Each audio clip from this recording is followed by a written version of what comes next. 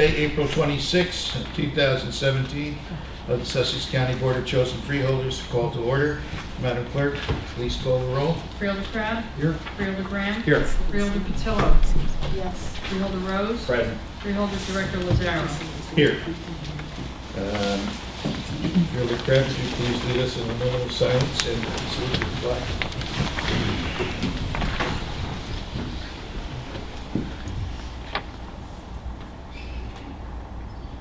Aye. pledge allegiance to the flag of the United States of America and to the republic for which it stands, one nation, under God, indivisible, with liberty and justice for all.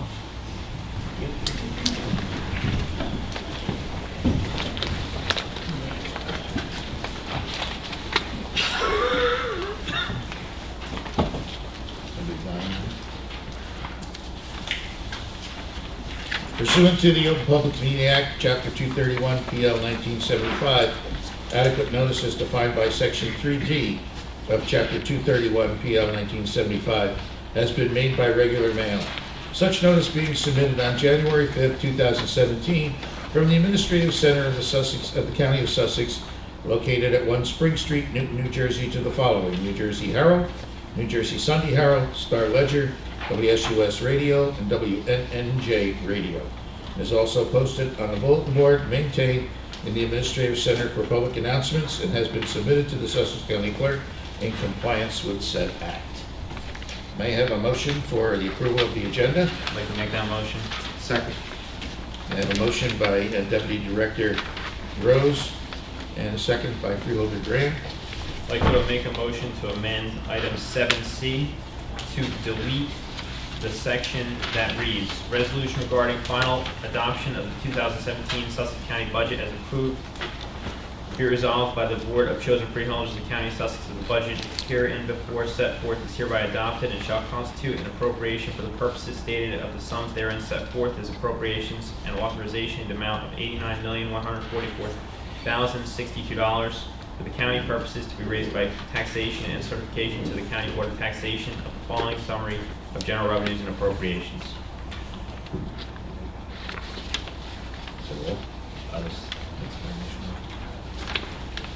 I'll second that. With the second amendment, all in favor? Go ahead. Any discussion? All in favor of the amendment? Aye. Opposed?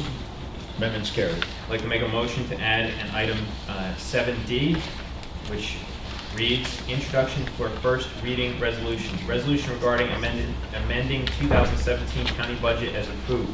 Motion to adopt this resolution on first reading. Motion to authorize the clerk to advertise this resolution as introduced for first reading and also post same on the bulletin board in the lobby of the County Administrative Center, together with the notice of public hearing stating that a hearing will be held on May 24, 2017 at 7 p.m. prior to final adoption of this resolution. Amendment by Freeholder Deputy Director Rose. Do I have a second? Second. Second by Freeholder Graham. Is there discussion? All in favor? Aye. Opposed? Motion's carried. I'd like to make a motion to remove item 11, approval of minutes, regular meeting, April 12, 2017. I'll second.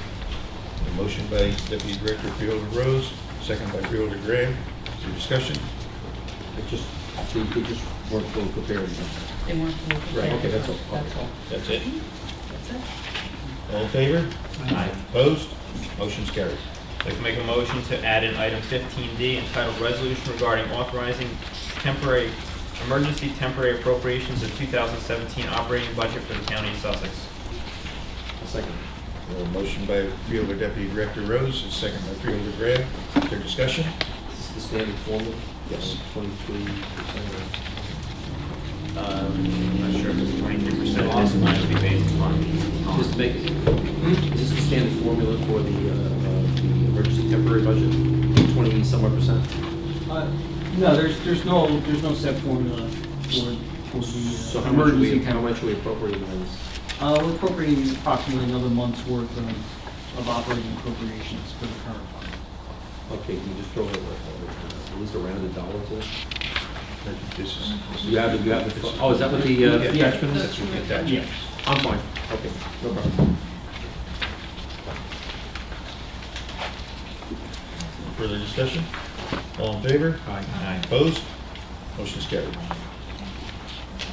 Now we're going to vote on the motion to accept the agenda as approved. All in favor? Aye. Opposed? Motion's carried. Proclamations. For a proclamation in recognition of Benjamin Hooper earning the rank of Eagle Scout. Quite an achievement. He's not here today, so that proclamation will be presented at another time. I have a proclamation for Kathy Kwasnick of United Way, proclaiming and declaring the week of April 24th to 28th as the week of the young child.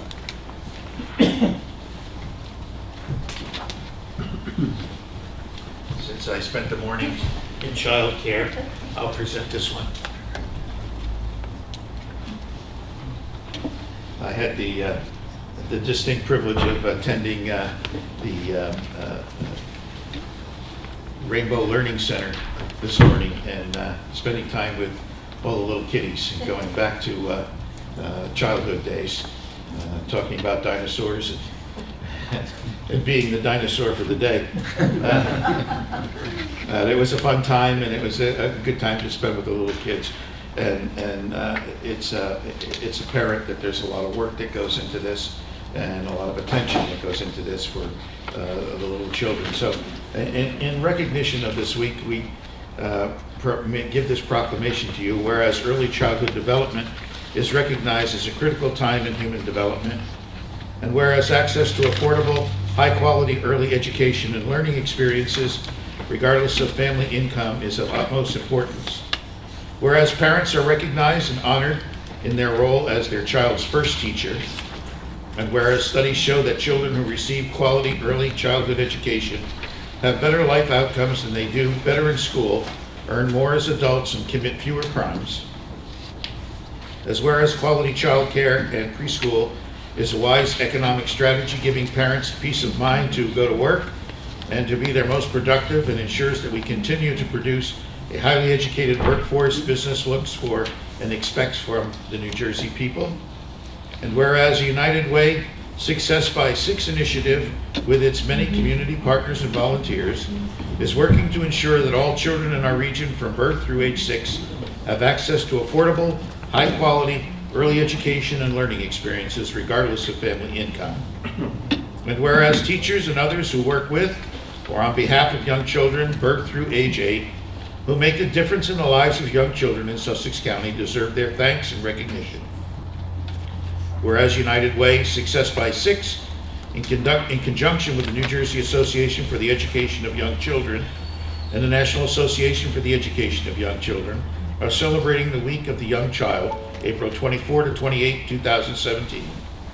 Whereas these organizations are working to promote and inspire high-quality early childhood experiences for the state's younger citizens that can provide a foundation of learning and success for children in Sussex County, New Jersey. And whereas public policies that support early learning for all young children are crucial to the young children's future and to the prosperity of our society. Now therefore be it resolved, the Board of Chosen Freeholders, Sussex County, New Jersey, proclaims the week of April 24 through 28, 2017 as the Week of the Young Child in Sussex County, and encourages all citizens to support the education and development of young children. By order of the Board of Chosen Freeholders, Carl F. Lazaro, Director, Jonathan Rose, Deputy Director, Phil Crabb, Freeholder, George Graham, Freeholder, and Sylvia Patillo, Freeholder. Thank you so much for the work that you do, and continue to do it. And if you'd like to say something, feel free. Sure, and I just want to thank you so much for coming out today and sharing time with us and the support of the Freeholders in supporting early learning and early childhood education. We so much appreciate it.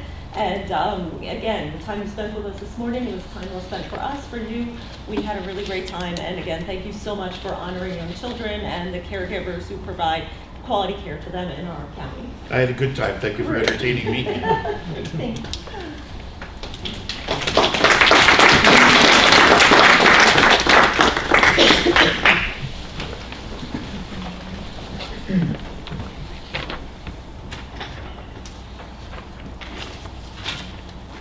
We have a proclamation in recognition of Nancy Adam as the 2017 Vernon Senior of the Year.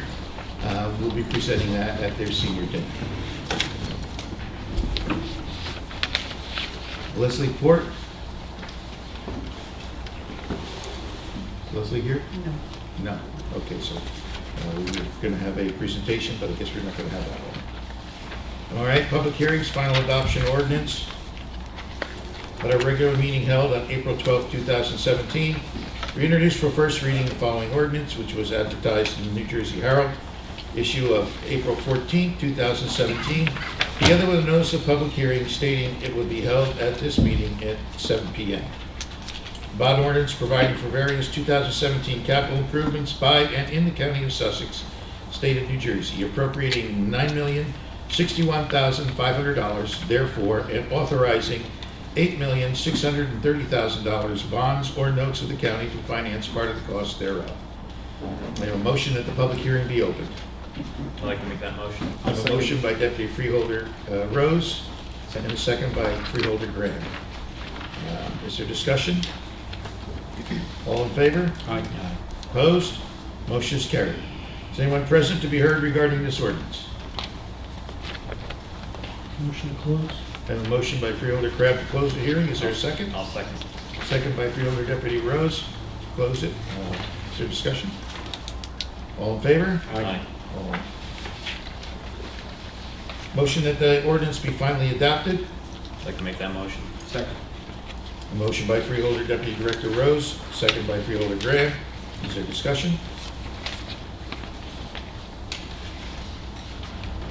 Call the roll, please. Freeholder Crab? Yes. Freeholder Graham? Yes. Freeholder Patillo? Yes. Freeholder Rose? Yes. Freeholder Director Lazaro? Yes. Final adoption ordinance. The regular meeting held on April 12, 2017. We introduced for first reading. I'm sorry. What did I miss? Put it on the board, please. Oh, I'm sorry. Okay. A motion to authorize the clerk to advertise this ordinance is finally adopted and also post same on the bulletin board in the lobby of the County Administrative Center. Do I have a motion? Second. A motion by Freeholder Crab and a second by Deputy Director Rose. All in favor? Aye. Opposed? Posted. Thank you. At a regular meeting held on April 12, 2017, we introduced for first reading the following ordinance, which was advertised in the New Jersey Herald issue of April 14, 2017, together with a notice of public hearing stating it would be held at this meeting at 7 p.m.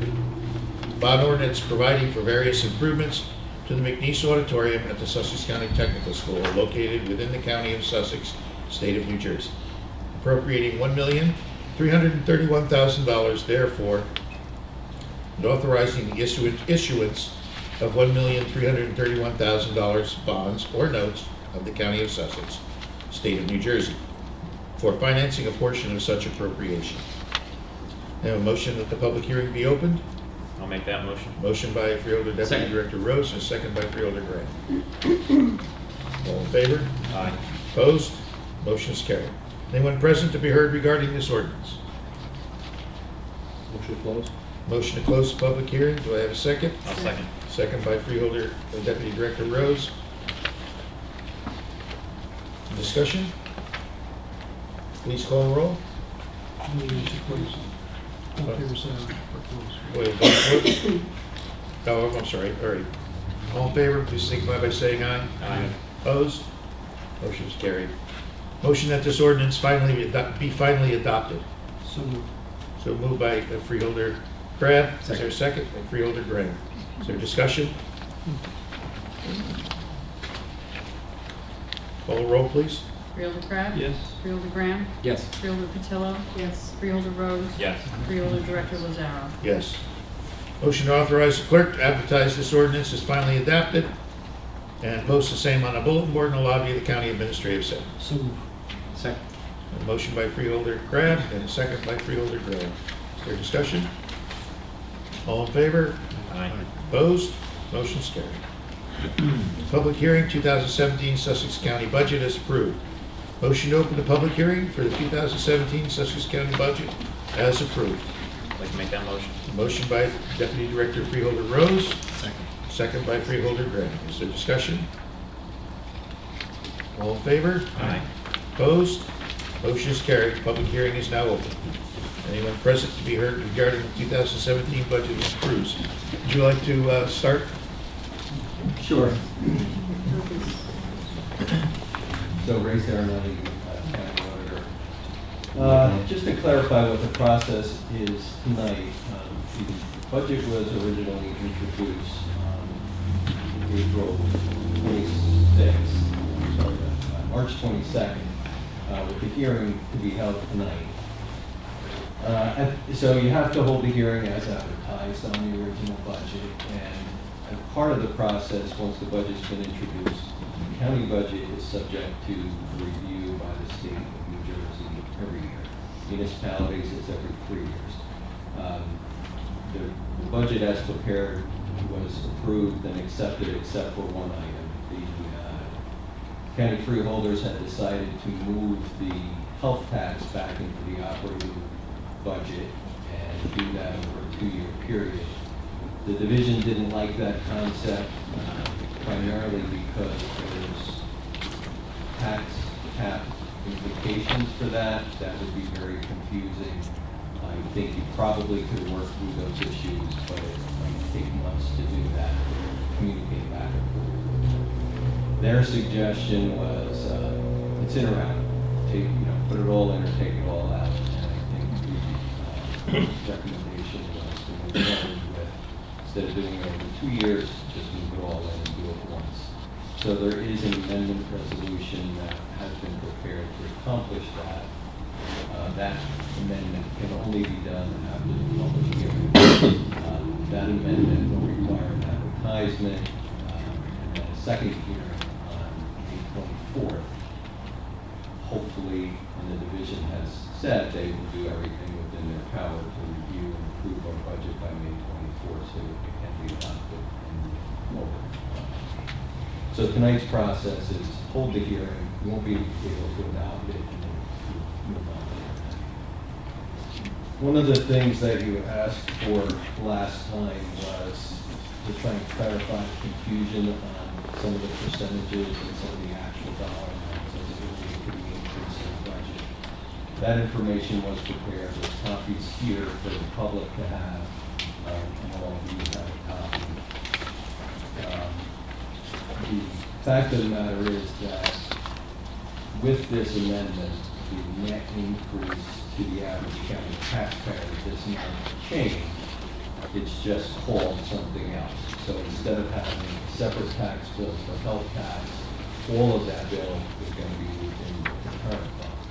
So while the percentages can be confusing, I would just read a few of them into the record, and the audience, anyone can come up and get copies if there's any confusion. I'm not going to review the percentages on the budget increase, but I will talk about the actual tax levy increases. So the original presentation included moving part of the health tax into the current fund. So, and that's a little bit of where some of the confusion is. So the current fund tax is up 5.06% under that scenario. That would be offset by a health tax reduction of 55%. The library tax is also being increased by 3.74%. The open space tax is staying the same.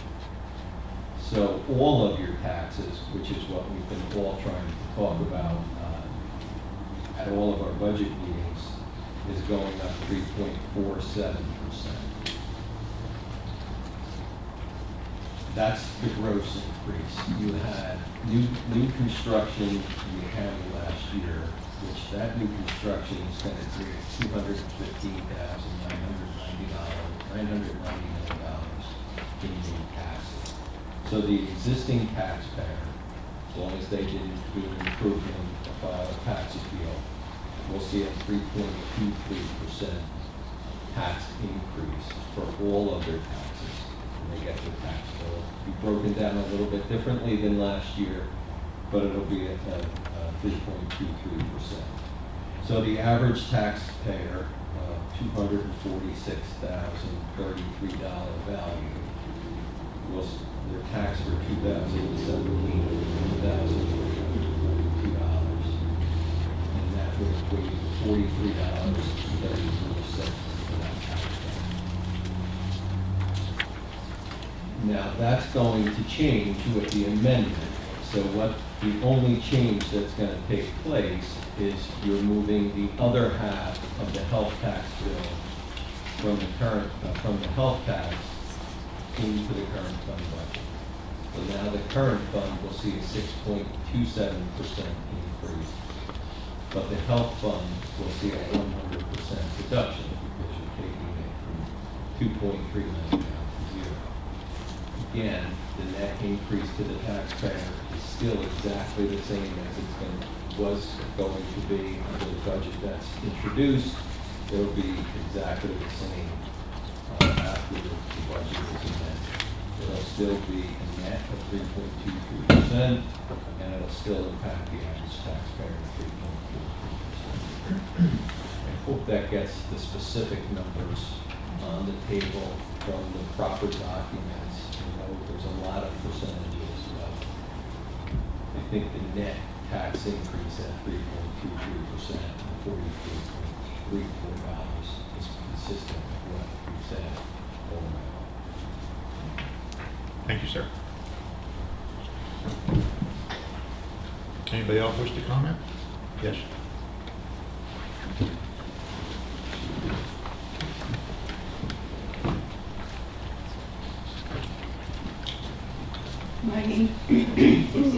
My name is Ann Smallwood. I live at 108 Route 23 in Wantage. Can someone explain this health tax to me? You know, I mean, I hear the word health tax, but what does it mean? It's not a health tax, it's the county, individual towns are all sharing in the use of the health department. Oh, so that's the That's health all. tax. Okay. Thank you. You're I welcome. read the paper and I couldn't understand. No, it's not, it's nothing new, it's just been restructured in the budget so that it doesn't appear as an individual thing anymore, it's part of the whole budget.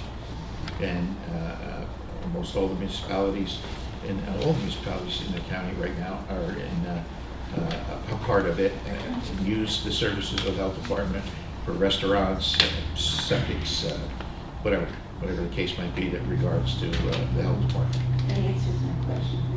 Thank you. Thank you. I'm going to talk about a very touchy issue. It's been around for a while. It's divided our entire county to one degree or another. We hear about it. And it's the solar project. And it goes back to 2011. And at that time, I haven't criticized anyone, and I wouldn't today. There was a terrible issue at the time. The energy costs were soaring. The taxpayer was hit with his personal taxes, personal energy costs, and then there were the county costs, the municipal costs, the school costs, and so people appealed for some assistance, and I believe that, in my heart, I feel that the freeholders tried to bring the assistance that the people were required. But I also feel that you hire professionals. You hire an accountant, you hire an attorney, and you lean on these people to give you the right advice. Now, there's nothing, I don't think that the freeholders stole any money, you know, and I don't think John Eskelson stole any money either, you know, as far as I'm concerned. People got together and they tried to do the right thing, but nonetheless, my personal feelings are that the underpinnings of the county and of the county government and the underpinnings of the county in general are very weak. And now there's the issue of coming up with additional money to pay.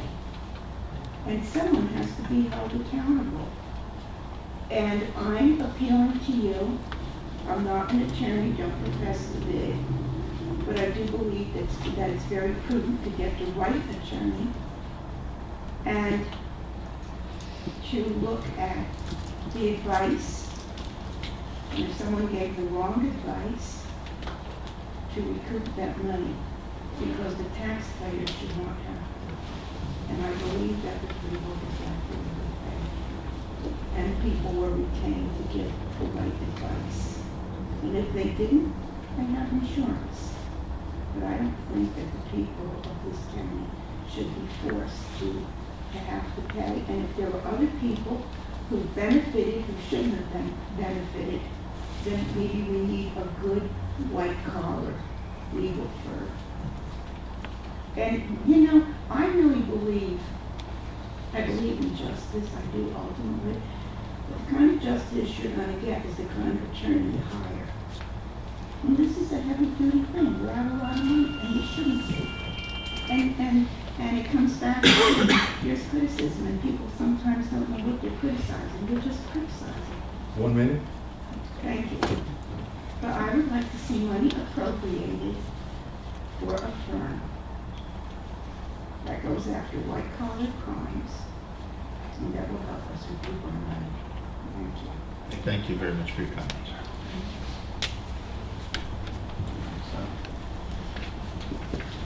Herb Yardley, another 6 Roses Drive, Newton, New Jersey, is at the meeting on Thursday. I just have some questions, clarification questions, things I heard on Thursday. And maybe at some point you could just answer them. Administrator Pop was talking about some statutory obligations that might affect the budget, and I don't know whether or not those were resolved. The 1603 money, I believe Mr. Sardinelli said it was in the budget for this year, and here you said it was not. So is the 1603 money in 2017, or is that coming in 2018? Yes, Mr. Severino, I said I wasn't in favor of it. Is it in this budget? Are you going to answer questions as Well, well? I'd like to answer that one question also. I would like an answer. Yeah, you can answer that during the budget time if you'd like. I've got a couple of questions. So, and then in the conversation, I may have heard that is there another $1 million coming? Yes or no from solar money? I'm not sure, but I thought there was some conversation about that. The panels, we have 70 pallets of panels.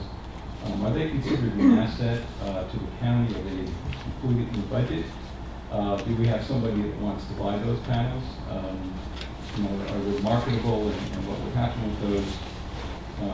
The homestead money, I guess this is the sacred cow, $700,000. My understanding was, the way it was explained to me, is that was emergency money. If that's emergency money, then shouldn't that be in the fund balance? So that we would then, instead of being 13.5, we'd be about 14.3 in regards to surplus.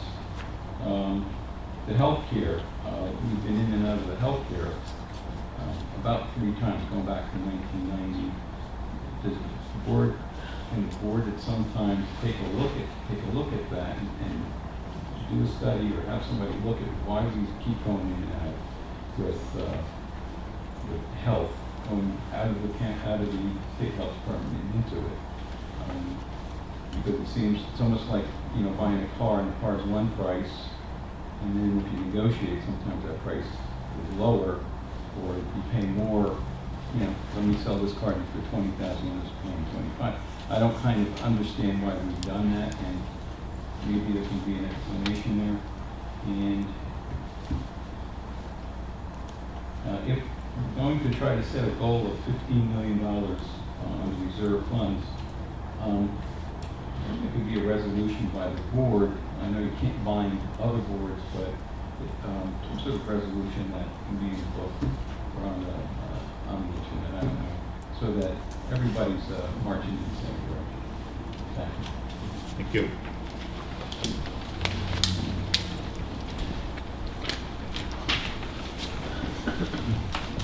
Good evening, Gilbert Case, Sparta, New Jersey. As you all know, I'm the mayor of Sparta, and I have a prepared statement by the town council that I would like to read. On behalf of the Township of Sparta, we are concerned about the proposed amendment to the county budget that was introduced on March 22nd that will eliminate the county health tax completely and to roll it into the general purpose tax. The introduced county budget called for separating certain services from the health tax, and now you are seeking to eliminate it completely as an identifiable, quantifiable budget expense item for this service. This would, in our opinion, Jerry, can you hold on, please? That has to be over. Sorry, Jerry. Sorry. this would, in our opinion, further obscure how the health tax is being supported relative to service within each municipality. What happened over the last 4 weeks that accounted for this significant change being proposed this evening? The March 17th letter from Acting County Administrator Ron Tappan, in which he stated, in an effort to better serve all municipalities and be more transparent, the county will be isolating the cost of Title 26 services. We do not feel that this proposal is in keeping within the sentiment expressed by Mr. Tappan, correspondence promoting clear and transparent government.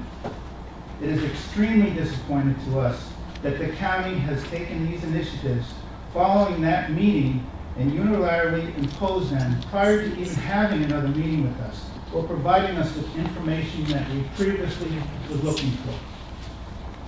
This would have helped us as a council in our efforts to make the best informed decision in how to proceed with health services in Sparta for our residents.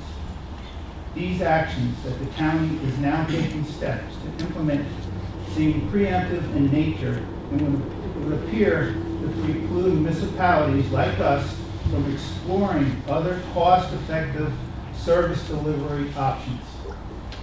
Sparta started the process of looking at performance and as costs related to health services that were being provided in the community by the county. As a result of this interaction with the county, it has precipitated more changes in the county health tax and service structure in a manner which, in our opinion, precludes accountability and competition. Therefore, we believe the freeholders should table this action and meet with each municipality to review the impacts of this proposed change before it is implemented. This will allow all municipal entities to more fully understand the specifics of the proposal and the impact upon each respective community, both in terms of cost and service delivery relative to this assessment. Thank you.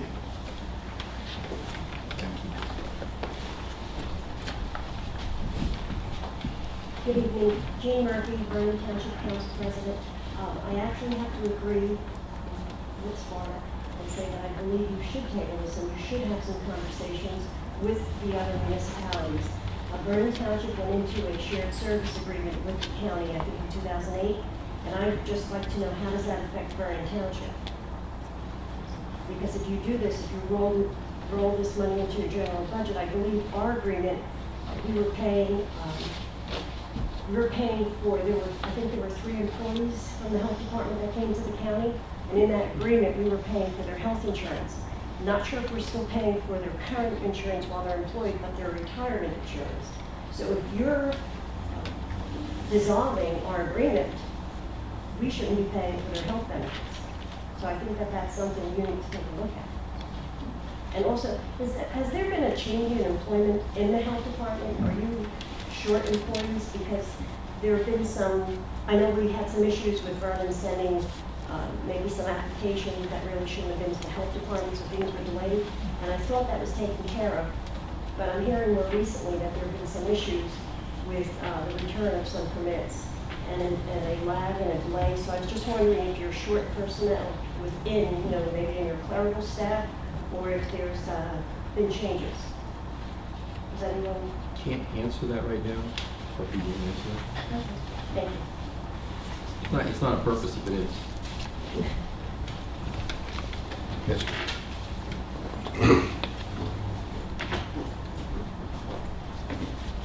Good evening, I'm Kenny Collins from Andover.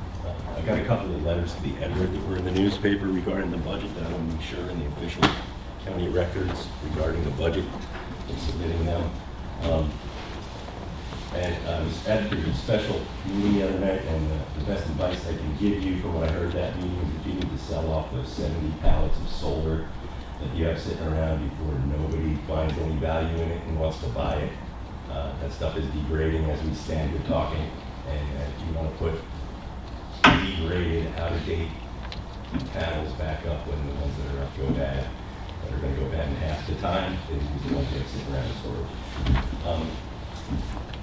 I'm here tonight because I'm sick and tired of the Sussex County Board of Chosen Freeholders raising taxes year after year after year. It's time to draw the line on our out-of-control property tax burden, and the buck stops here. This is a hearing, and I'm here to make sure you're hearing us. But I went to the Andover Township tax hearing the other night, and it was anything but a hearing. They had already decided, much like you probably have, to approve the budget, regardless of what the public has to say to you. I'm sure that's the decision you've already made. But the onus is on you, Ms. Patillo, you, Mr. Graham, you, Mr. Lazaro, you, Mr. Rose, you, Mr. Crabb. So to toe the line on property taxes, you need to alleviate the burden that you are almost certainly going to exacerbate this evening when you pass this excessive budget. Over the past 2 weeks, I've watched and listened while you identify over $1 million that you could reduce this budget by, and your alleged experts talk you out of it, claiming it would be irresponsible. That's hogwash. That's absolute hogwash. If you were doing what's responsible, you would hire a different expert every now and then to give you advice, not use the same one year after year after year, who keeps approving and convincing you to raise our taxes. All right. Raising taxes is what's irresponsible. Houses aren't selling. Empty bank-owned homes do not contribute to the local economy in the ways that residents in them would. Foreclosures, here's last week's Sunday Herald. 14 pages of foreclosures in here. And I'll submit to you, that's low. There's usually a lot more in the paper every week. You have to lower taxes for the good of our county to make buying a home in Sussex County more attractive. By raising property taxes year after year after year, you're driving residents and home buyers away.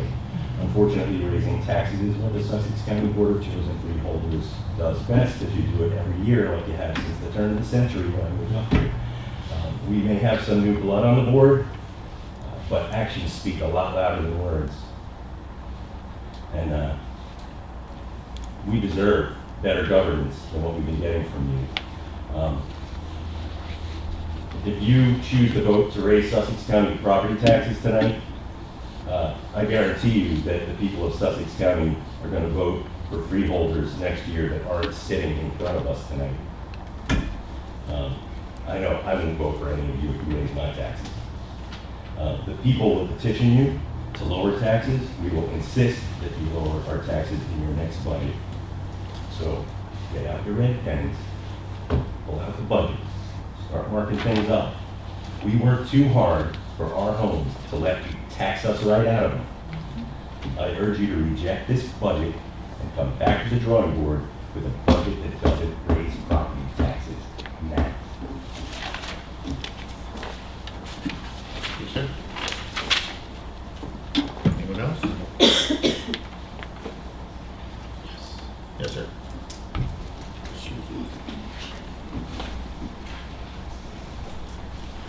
Good evening.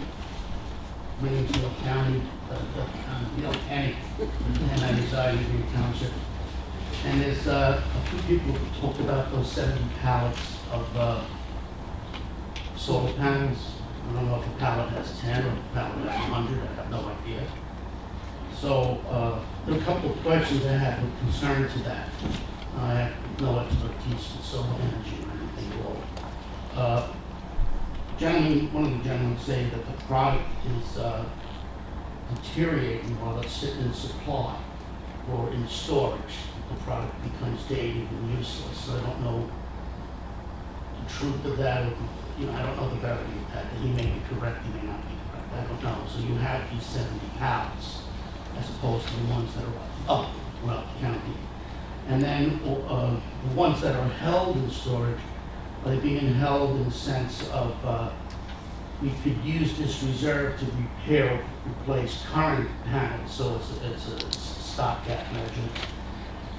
And then if it turns out that the Board of Freeholders say no, it's not going to deteriorate, it's not something to stopgap, it can move forward, then they talk about the sale of them. I think that's where my concern comes in, because if you're going to have a fire sale, I'm quite sure there's quite a few people out there in the world who will zip right in and try to get the panels at pennies on the dollar, and then maybe even sell them back to us for dollars on the tens of dollars on the dollar. So, and I think that in a situation like that, when we sell a surplus and it's like the $800 toilet seats that we had on planes when a dollar would have sufficed, and that somebody's making the money in the thing. I still have suspicions about how one of the Christies got on the panel to resolve our issues. Or would we turn around and say that since solar may be a way of the future, and this is, I guess, the prime thing I want to find out, that as the county's already bought these things and they need to dispose of them, would they give individual residents of the county whose tax dollars in some measure support that the first opportunity, so that maybe they could apply those panels to be used in their homes effectively to reduce their costs?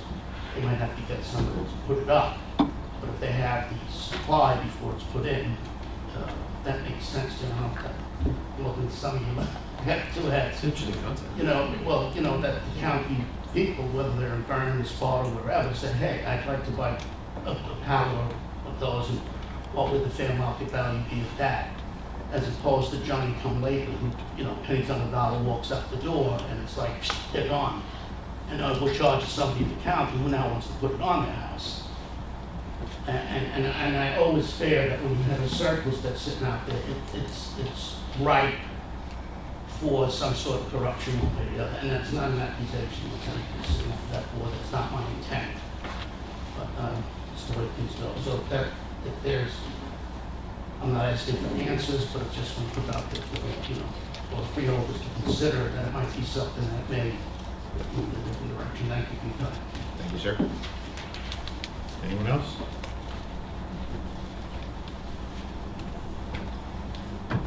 Good evening. My name is Deb Kaiser, and I'm from Newton. I would just like to add to what Mr. Collins had said earlier, that the taxes have increased every single year, and our towns are dying. Take a look at your main streets. People are not moving here. We pay more taxes and get less service. Let's take a town. Randolph, New Jersey. Lovely town, great schools. Newton did make the top 100 this year. But garbage pickup, recycling every week pickup.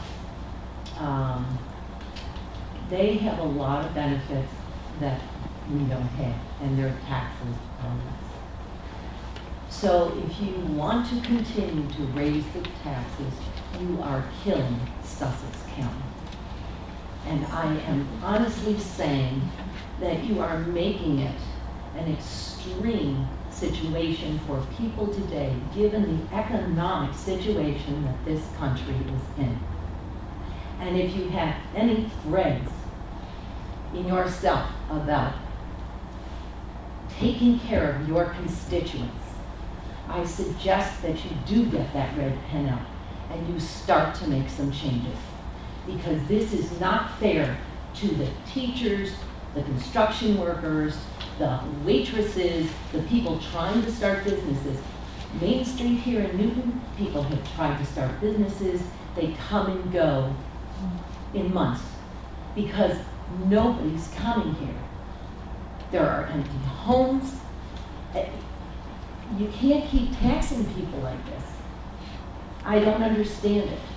I do not. You don't have any new schools. You don't have any new libraries. Where is your money going? And if this situation You need to look at other people to help you other than the same old, because it's a new time, folks, and we need to get on a program here in Sussex County, because you're going to lose people and houses are just going to continue to go into foreclosure. And I hope to goodness that is not what any of you, given what you have been given to represent and take care of this town, because it is not being done. Thank you. Thank you. Anyone else? Motion to close? Motion by Freeholder Grant to close the public discussion. I'll second. Second by Freeholder Director Rose. Is there discussion? All in favor? Aye. Opposed? Motion is carried.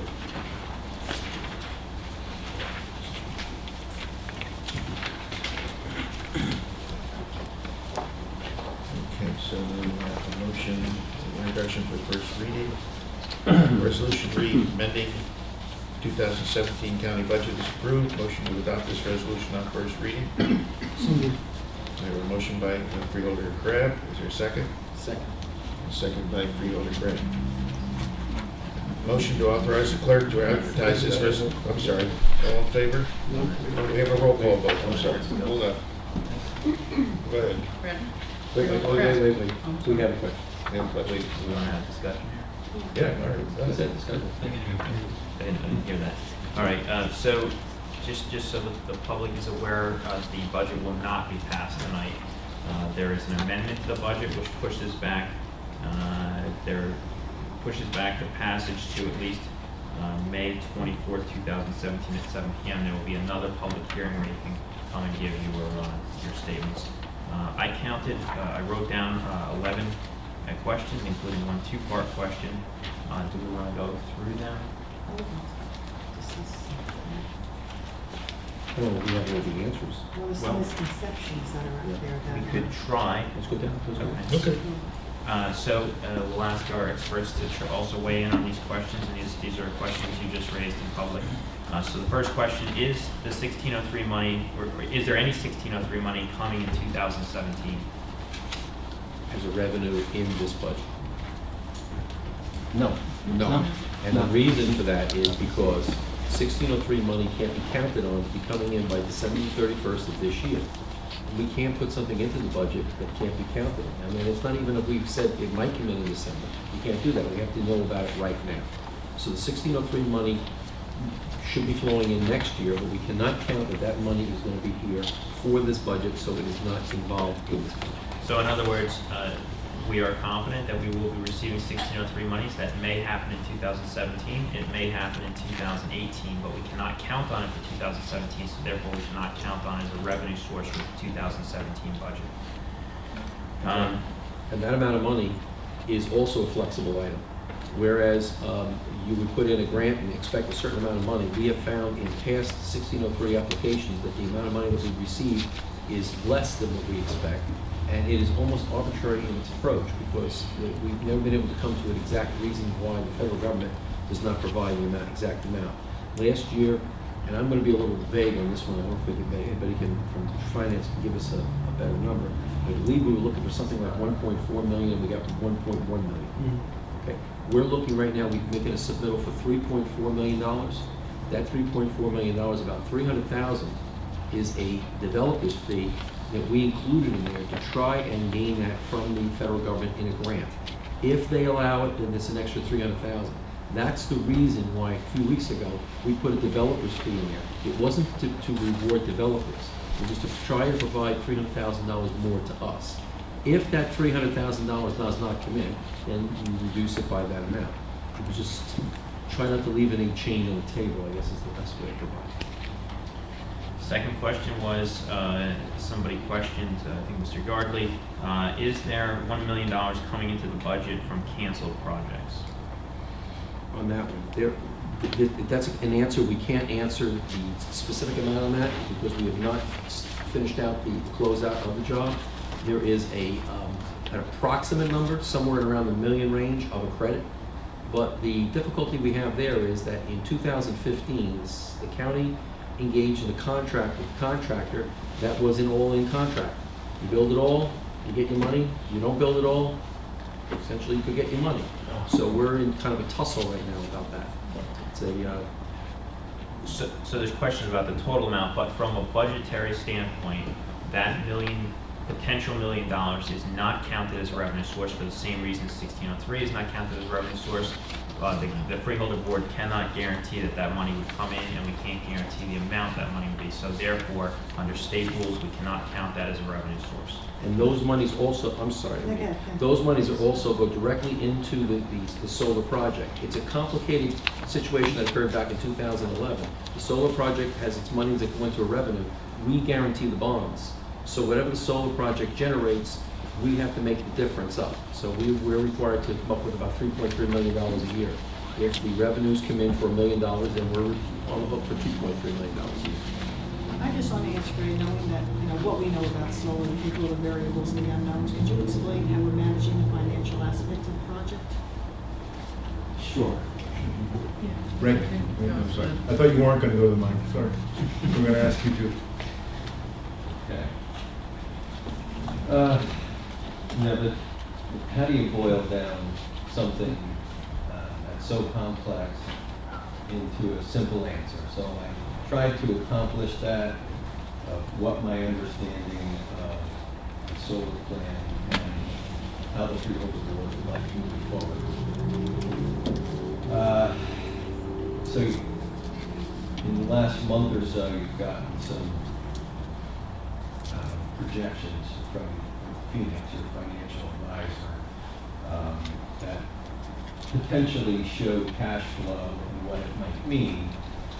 One of the flaws in it was that the 1603 money might come in 2017, and it might not. If it's consistent with what happened last application, it took 1 year and 4 months after the application was made. So if the application was made a few months ago, more likely, probably. So nothing really changed that I saw. It looks like you've been saddled with a solar program that's going to have a continuing deficit of about $2 million. And that's kind of where that number has been since last year, not so much the year before, but going forward, these projections are identifying some shortfall, and that's going to be in the budget. Last year's budget, the plan was include an amount, and let's do this once, and not have an amount that we don't think we'll have to go above again. That was pegged at 2.6. There were some cash flows problems last year. We're moving past some of them. And I think the plan now has been to, over 3 to 5 years, get down to what it's expected the average shortfall should be. So the plan was to go from 2.6 last year to 2.4 this year, and more likely we'll go 2.2 year after that, and then down to 2 million. Because if these projections don't come out the way they're expected to, that amount could be incorrect. And you don't want to be in a position where you've got down and now you've got back up. It's all so, the best projections are that, eventually we'll get to a lesser amount. It's clear that the taxpayers are stuck footing the bill. Not trying to make you have a tax increase or increase more than you would like it to be. There are just rules on how you can budget it, and it's my job to tell you what those rules are and how it's allowed to be budgeted. There are a couple other factors that would impact that. I guess both of them were already brought up tonight. One is the unexpended proceeds. And I've heard anything up to $1 million, but I've also heard significantly less than $1 million may come back. And my experience on how the solar program has gone so far, it's never your money until it's really your money until your own hands, and then we're still not sure that it's really your money, and I think that's the problem that we're having is these unexpected proceeds. What I would recommend, if you're paying debt off over the next 10 years, if that $1 million comes in, that you spread that allocation over some period of time, that you don't use the whole million to reduce next year's levy and then have it go back up. So that's a potential to bring it from about 2 million to less than 2 million. You could apply 100,000 a year. We also talked about the 1603 money. Conservatively, the financial advisors projected about 2.7 million, but you do have a note for the bridge loan that surfaced last year, and you had to borrow 1.9 million to fund that bridge loan. So that will produce $900,000 if the amount is collected in full. And then I would also recommend that you spread that over time. The problem is you don't have it in hand, and you probably won't have it in hand this year, so you can't reduce this year's appropriation. So my understanding of the plan is, it's a very complex, it was a very complex deal. It became more complex when there were cost overruns, it became more complex when SRECs didn't come in when it was expected. And it's my understanding that the plan is you're going to get down to what you think the projected run out is going to be for the next 10 years. You put the first phase of that in this year's budget, right? 2.6 to 2.2. So it's a 3 to 5 year plan is what you're saying? Yeah, and I think it's reasonable to expect that all these projections that were done by your financial advisor were done fairly conservatively based on today. But I also looked at things they did a little more than a year ago on what they felt was conservative then, and it's not exactly working out. These projections are different than those. I think most of you know the SREC value was at a high of $750 and a low of $50, somewhere in between, and I think in the 230s right now. So, you're subject to market risk, and it's very difficult to make a long-term plan. We've hired Phoenix advisors. I think they've made a reasonably good projection. I think you're on a pretty good plan. My experience is that taxpayers don't want to see up and down and up and down. And the finance committee looked at that and said, okay, let's make a plan. What do we think we're going to get to? It's unfortunate, but taxpayers are going to have to absorb some of that and continue to absorb. Were there any projections that were not spiraling downward? No. Do you expect to see anything in the future where we start to go back up with an increase? So we just said. No. You mean the cost to the county? Right, the cost of the county. Well, no, I mean the cost as far as a profit is concerned. Everything that I've seen is spiraling downward as profit. The revenues, revenues coming in, like PPAs and things like that. Yeah, that was PPA fairly will well increase. stable across. Well, PPAs will increase because there's an escalator built into the power purchase agreement. So I think that escalator is 3% per year. So PPAs will increase over time. SREC values, that's the market determines that, and that market has been very unstable, very volatile. And to further complicate that, I think part of that is pushed one direction or the other by the current state administration. So previous administration had a higher amount, current administration has a lower amount. I don't know what the election is going to bring, depending on where that goes. And I'm not sure which party would prefer which. They may push it up, they may push it down even lower. I think the projections that Phoenix made were reasonably conservative. I don't think it should cost you more than $1.8 million to $2 million a year going forward. You bit the bullet, so to speak, last year, got it to the level that you felt it shouldn't exceed, and now you're going to work towards the longer term plan. But you need to gain experience on that, what your revenue from PPA and what SREX is going to be. I thought it was a very reasonable plan. And just to quantify it, so the increase to get to 2.6 million, or the cost of including 2.6 million in solar, we projected last year was $42. So you're bringing that down to 2.4 million in this budget. So that's costing taxpayers $30 million.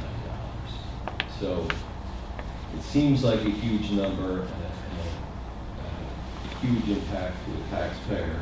And while every dollar counts, I think you've absorbed the worst of it. I see it's gone down $3 this year, hoping it can go down $3 or $5 each of the next 5 years, and then probably stabilize somewhere around $20 to $25 through the next 10 years, and then the debt's paid off. And then you don't have any responsibility. Your issue was that you guaranteed the debt. So when there was a shortfall, it comes back to Sussex County. There's another element. There is an element, an internal element. There have been things that said over the years that everything comes out of the EPA, comes out of sunlight, comes out of the project. There has been such a massive diversionary factor on this project that the fact that we are finished now with construction, that the solar panels are up and running, we've made a decision not to go forward on those. We will make a decision on where we're going to go with the panels. But once that's off, that our administration people can do their jobs. You can't imagine the amount of hours, and not to mention the hundreds of hours that, because some people Oprah and Oprah and Oprah everything out because it's not sufficient to do it once, so let's do it 50 times. So we have a massive carrying on that surrounds this project. This project has the horrible toxicity to it. And we're just glad that we're on that point in time now where things will be moving on its own.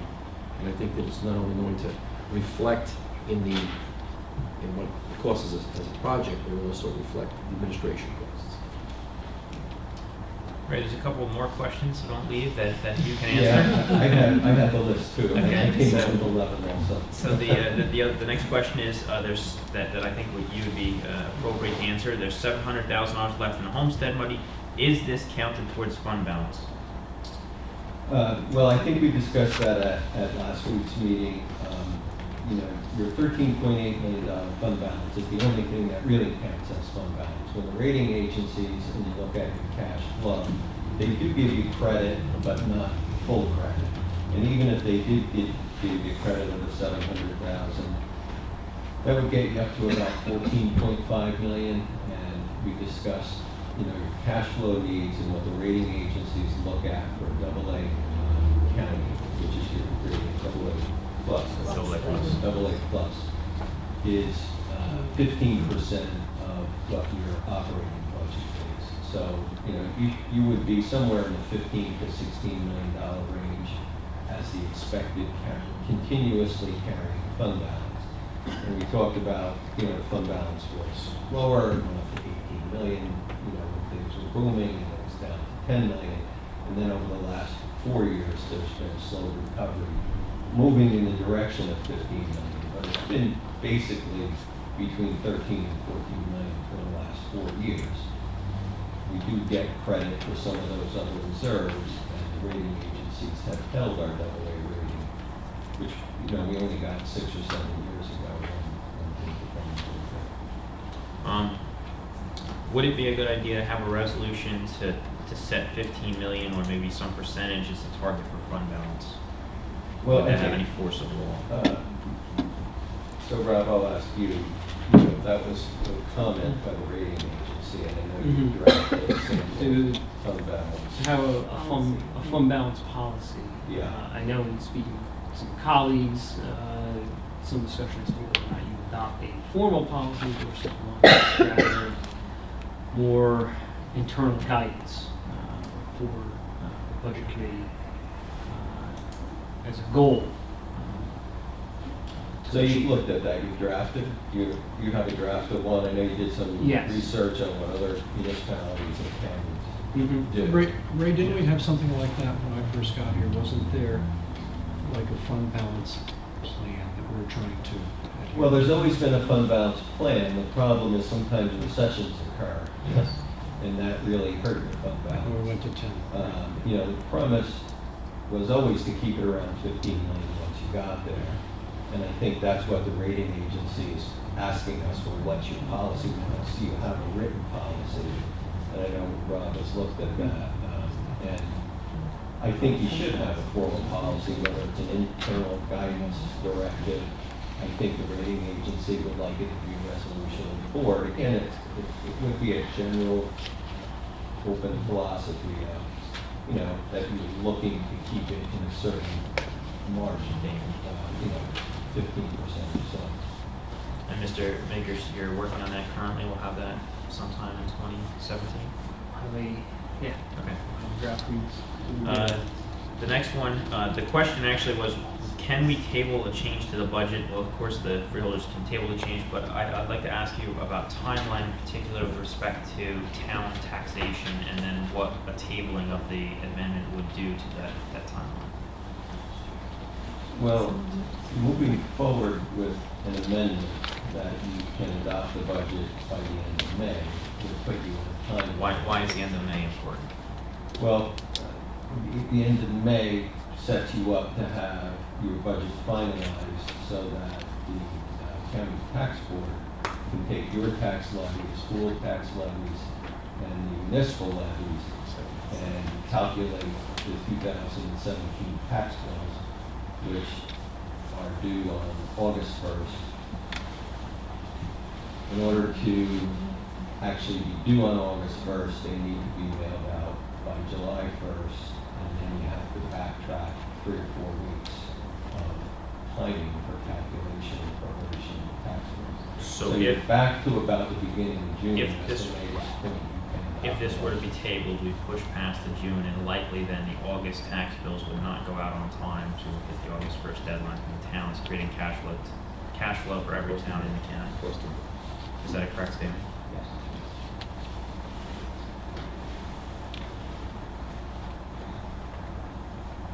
I think that's everything, all the questions I had that the auditor would be appropriate to answer. And we're going to talk about why we're changing the tax rate for the general fund? I have other questions, but Oh, just okay, I'm that sorry. thing. They would go to different other people. So, I think, the only other question that I thought may have been relevant, I'm not sure if I wrote it directly, but Kaiser raised the question of Newton's or Sussex County's tax compared to other municipalities, or Newton's compared to other municipalities. I can't verify whether they're correct. The State Division of Local Government Services does prepare a comparative analysis of what the average taxpayer pays in each of the 21 counties. And we did that research last year, and we're in the bottom third of all 21 counties. I think we were 14th or 15th on the bottom. You were the highest at number 1. I think you were number 15, so 15th bottom third of the actual cost to the average taxpayer. Sometimes percentages can get disproportionate. Part of it is where you've come from. Sussex County has always prepared conservative budgets, and I think it's witnessed by the fact of where you fall as it relates to all counties. Thank you, Mr. Sarah. So another question here, the public asked, why have we gone in and out of the state health benefits program over the years? I'll be happy to answer it with the information that I have had available to me. One of the ongoing concerns that the freeholders have had over the years are employee health insurance costs. And as a result of the freeholders' desire to control property taxes, the staff has effectively shopped health insurance policies as a means of trying to control the increases that would have to be borne by the local taxpayers for employee health insurance. And so that would be the explanation as to why the county has found itself in and out of the state health benefits program. Thank you. Another question the public asked, why is the health tax being 100% rolled into the general budget? A conversation that was had with our finance staff with the Division of Local Government Services this past Monday alerted the county officials that the state, as Mr. Serinelli has already stated, who has ultimate authority to allow the Freeholder Board to adopt its annual budget, that the state's authorization for the freeholders' adoption of the 2017 budget as introduced was being withheld in regards to this issue of the partial dissolution of the county health tax. And so, working through that with my staff on Monday, we needed to prepare a recommendation for the Freeholder Board this evening, recognizing that the state's authorization was not forthcoming. As already has been stated, and I believe was reported in the paper today, the state's direction to the county was effectively that the partial dissolution that was proposed, the county could continue along that track, but it would require extensive legal analysis by both county council and the Deputy Attorney General that represents the Division of Local Government Services. And for the issue that was just addressed in terms of the preparation and certification of tax rates, allowing municipalities to be able to put out their tax bills in August, we recognized that in all likelihood, based upon the state's direction, that that would create an issue where we would be well past the necessary deadlines to allow the County Board of Taxation to establish and certify tax rates, and then subsequently delay property tax bills, which then would create additional cost for the municipalities in terms of having to provide extensions and ultimately estimated tax bills while the county worked through its budget issue. So as the conversation with the state continued, effectively it came about as to either you've got to put the health tax all into the general fund, or that portion that was considered to be part of the, or what was approved and introduced in the county budget in the general tax levy would have to come out and go back into the county health tax. So it was either all in or all out. And based upon discussions that were held by the county's budget subcommittee, it was clear that there was a desire to look to move towards the dissolution of the county health tax. That was going to be done over a period of more than 1 year, with the first year representing those services that are mandated by the state of New Jersey through the County Environmental Health Act, and that at some point in the future, those monies that are used to support the local public health services would be rolled into the county's general tax levy. So in reaching out to each of the freeholders, again, we needed some direction as to how we were going to proceed. There seemed to be some consensus that it would be appropriate to have a budget amendment resolution prepared that would eliminate the county health tax altogether and take those revenues and expenses and put those into the county's general tax levy. And so that is the work that the finance staff did yesterday in preparation of today's meeting. It should be noted that the county health tax was established back in 1986, and the language in that resolution was clear that the Freeholder Board considered the establishment of the county health tax, as there were two municipalities at that time. Those municipalities are not identified by name in the resolution, but there were two municipalities in 1986 that were receiving their local public health services from an entity other than the county. It leads me to conclude that they were providing those services themselves through their local staff.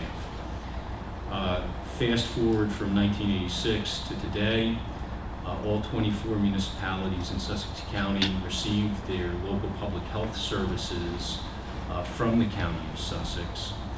And so the conditions that existed in 1986 that led the county to establish the county health tax currently do not exist today. And so that is why the resolution was prepared recommending that the county health tax be dissolved in its entirety and allow for those remaining revenues and expenses that otherwise would have been in the county health tax to be rolled into the county's general tax law. Can I ask a question, just clarification?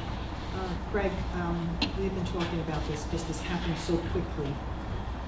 We had a meeting on Wednesday, but how would this affect a municipality that wanted to leave our shared service and go out and find their health service elsewhere?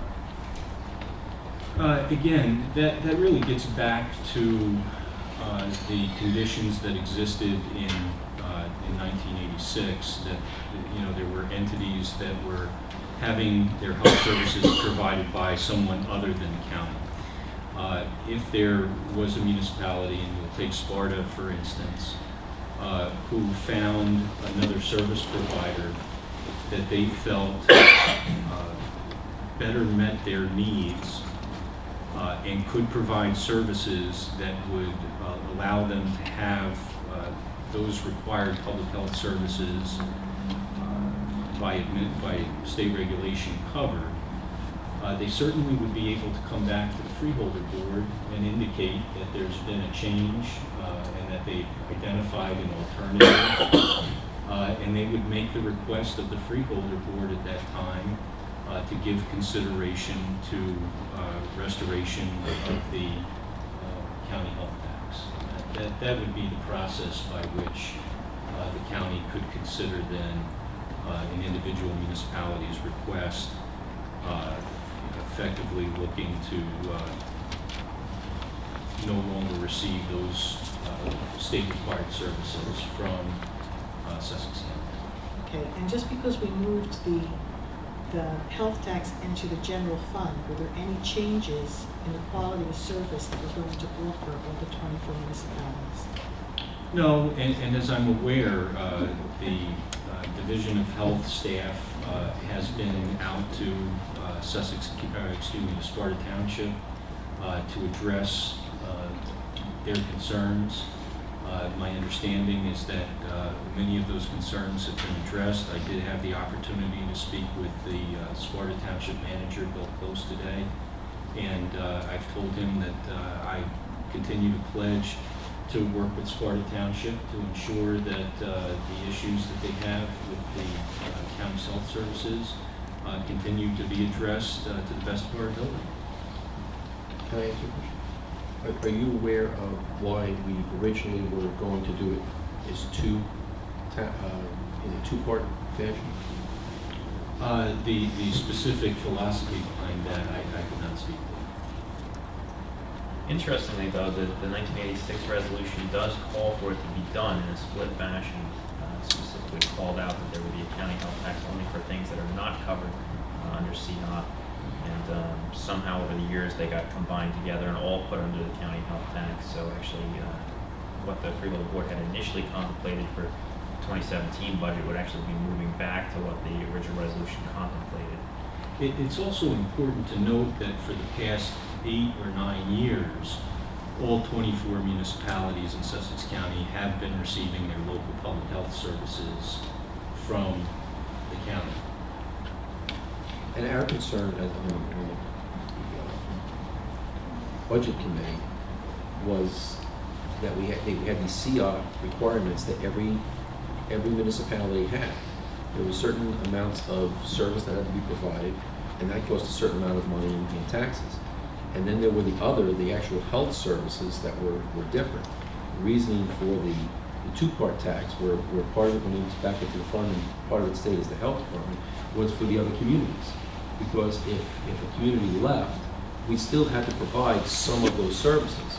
So our plan, or our concern at that point in time, was to ensure that the county all the other towns in the county were protected, so that we would, when it went, if another town went, they went with their health services. They didn't go with CHA. It was CHA, and that's the County Environmental Health Act. Yes.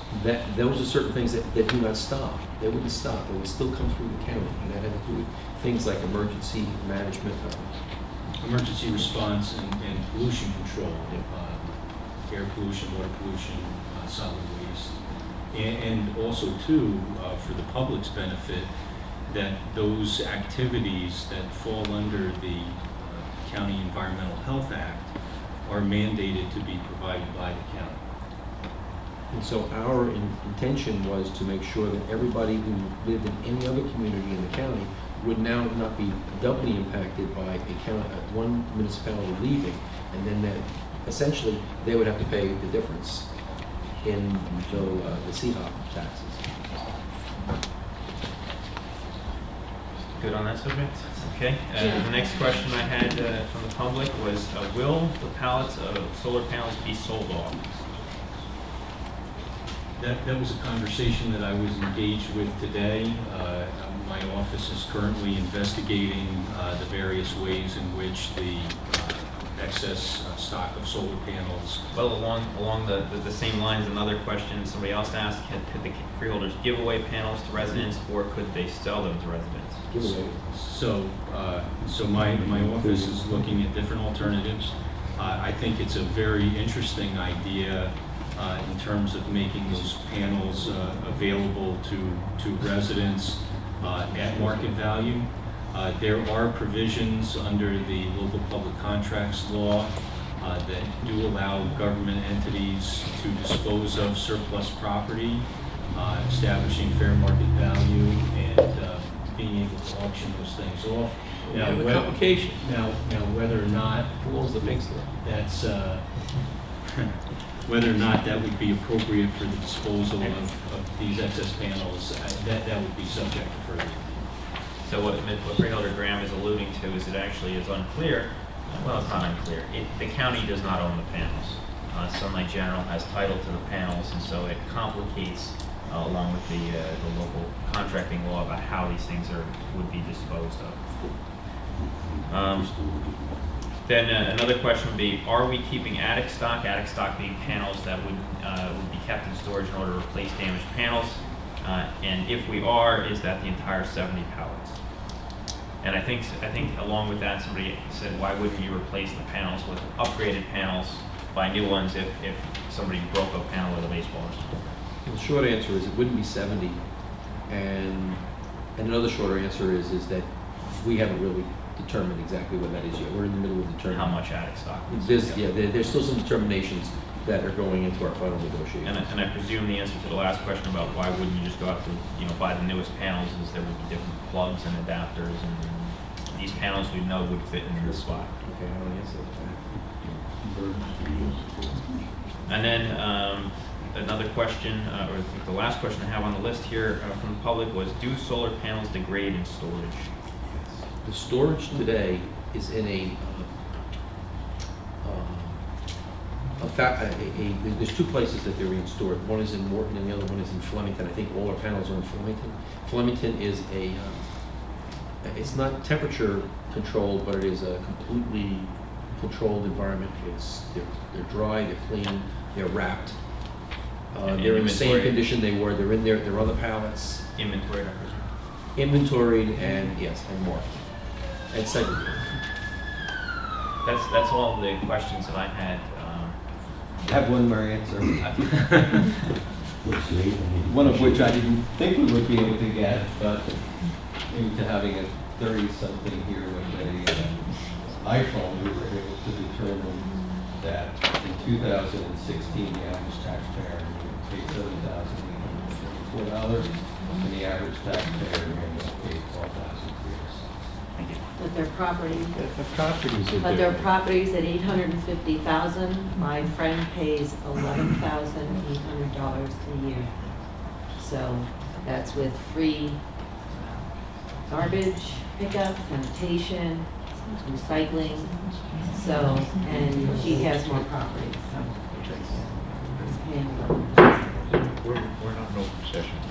I apologize if I missed any questions from the public. I tried to get all of them and tried to get them answered for you. If you still have questions, come up to one of the freeholders or one of the professionals at the meeting, or you can ask the question again during the second public session. That's it, Mr. Director. That's all.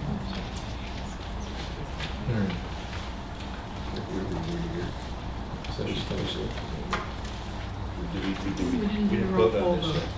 We didn't do the roll call vote for adopting the We resolution. didn't do that, that's correct. All right, is there any further discussion on that amendment? Resolution amending the 2017 county budget is approved. Call roll, please. Freeholder Crab? Yes. Freeholder Graham? Yes. Freeholder Patillo? Yes. Freeholder Rose? Yes. Freeholder Director Lazaro? Yes. At this time, I entertain a motion for a public session. No, motion to authorize. A motion for Freeholder Second. Crab to authorize, is second. Motion to authorize it to advertise. Oh, And I second that.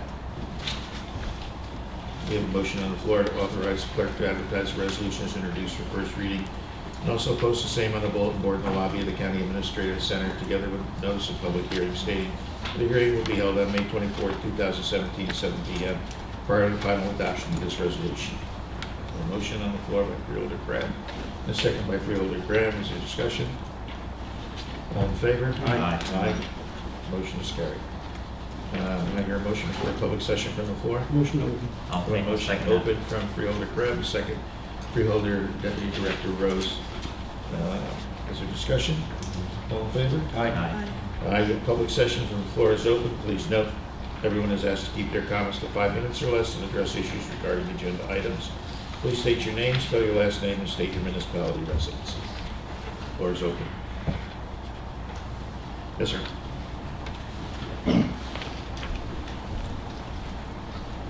Harvey Rosette, Township. I just want to visit a little bit what was just discussed. And I was a little confused. It was mentioned 2015, we signed contracts all in, even if the contractor doesn't hit his target for solar. We committed our money? Is that what all in means? Mr. Graham, you made that statement. No contracts, no government. No, you made the statement. I'm Make just your asking, comments, Mr. what does all Rosette. in Please mean? make your comments, and during Freeholder comments, we'll respond if anyone feels they want to respond. Okay, I was very surprised. I really don't see how we could ever sign a contract that says 3,400 kilowatts should be supplied, send down a bucket of money, and not monitor that money. And if it's not hit, then you bring the money back. Or in our case, we're guaranteeing the bonds. The money from the independent trustee should pay off the bonds. And the bonds are allowed to be paid off early in a couple of years. That's where the money should go. We don't leave money with a contractor who doesn't provide what he promised. And that's what surprised me when we say all in. I don't understand the concept. The other thing is we are continually being reminded how SRECs bounce all over the place. But this program was set up in 2011 with a schedule of SREC pricing. In fact, we gave that pricing to the bidders. We said, when you bid, this is the schedule. In that schedule, there was no $750. There was no $350. It's a set schedule. And if you look at SREC prices today, they match up with the forecast. Yes, there were swings. But when there were these $50 SRECs, we couldn't even produce kilowatts. The program wasn't running. Or it was running half of what it should be. So this is not the problem that SRECs are flying around. It's the management of this program. And I think we should tighten up on that. Even today, I really do believe there's a lot of money flying around.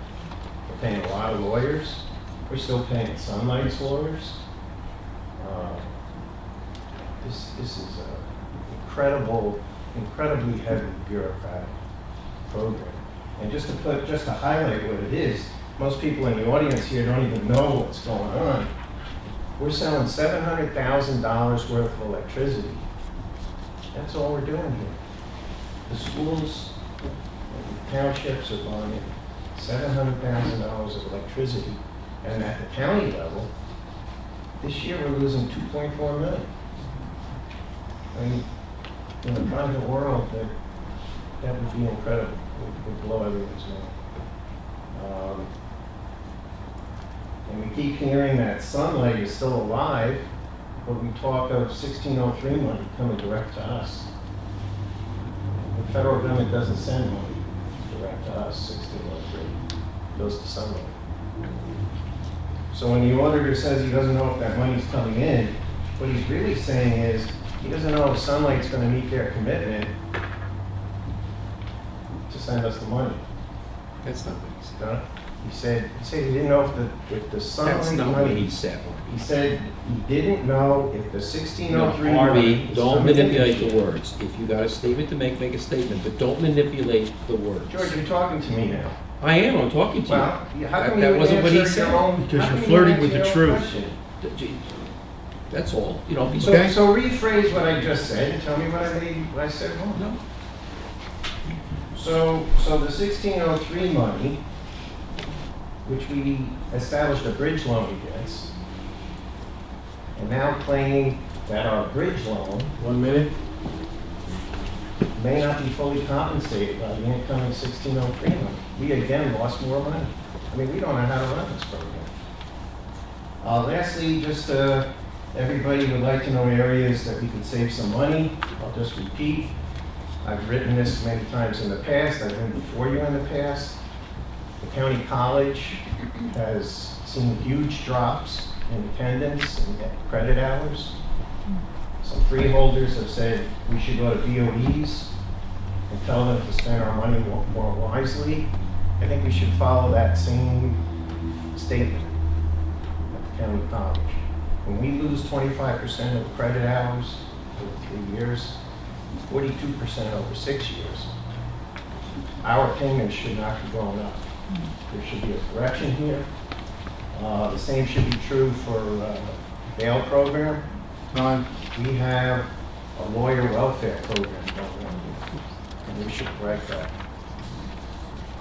There's so many areas that could be saved here from a big nature, but we just don't want to correct the bureaucracy. And that's why our taxes are going up. We won't control the bureaucracy.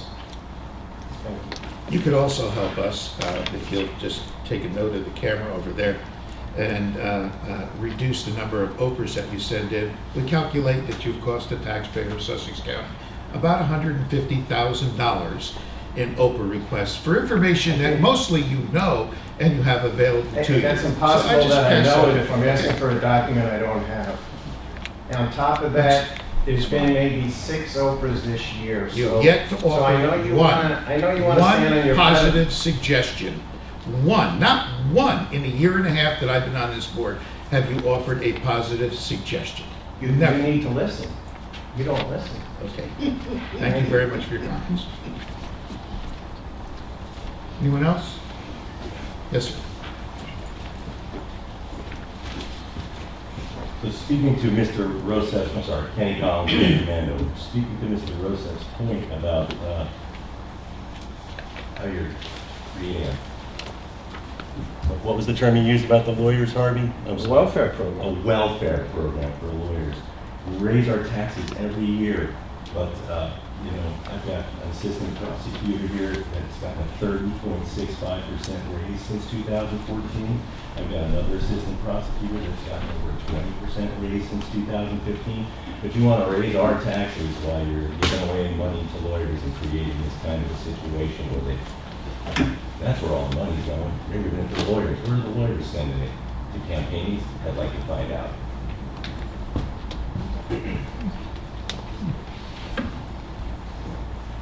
Anyone else? Motion to close. The motion for the grant close public session. Is there a second? Second. Who did that? You did it. Motion for Freeholder Rose. Second motion. Is there discussion? All in favor? Aye. Opposed? Motion's carried.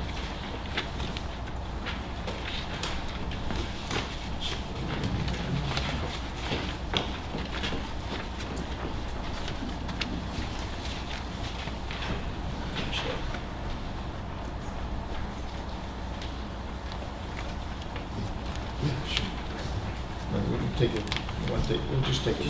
I'd like to make a motion to take a 5-minute recess. All in favor? Aye. Motion's carried. 5-minute recess.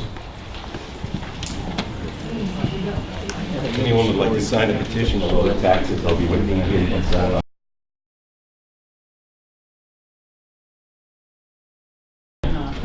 Okay, reopen the meeting. We'll start with freeholder comments. Freeholder Kraft.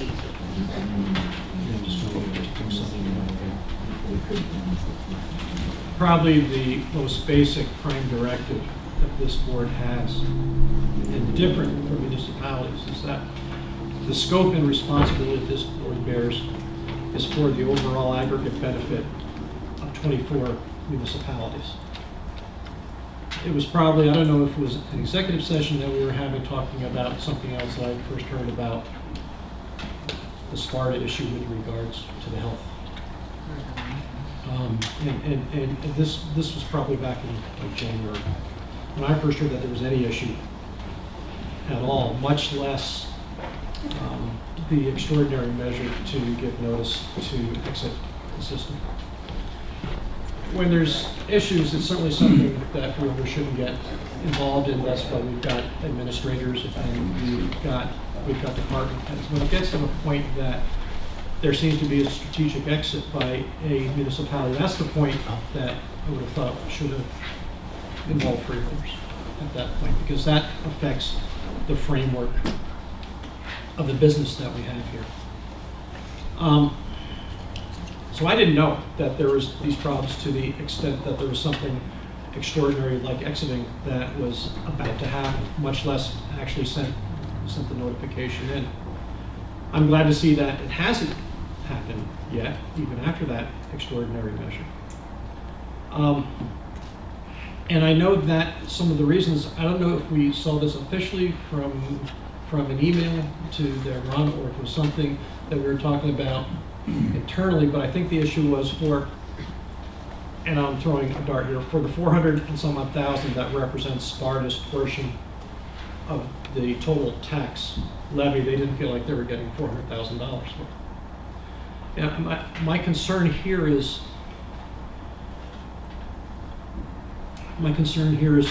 will Sparta be wanting, or will any community, I don't want to just pick Sparta here, will any community choose to not be part of the county road system? Will any community choose not to be part of the county sheriff system? You know, I understand that Sparta, their equalization values, I think, is 18% of the total tax levy, whether it be health or like whether it be anything. But whatever expenses, whatever services that the county provides to Sparta Township on any level is being underwritten by 82% of the rest of the county.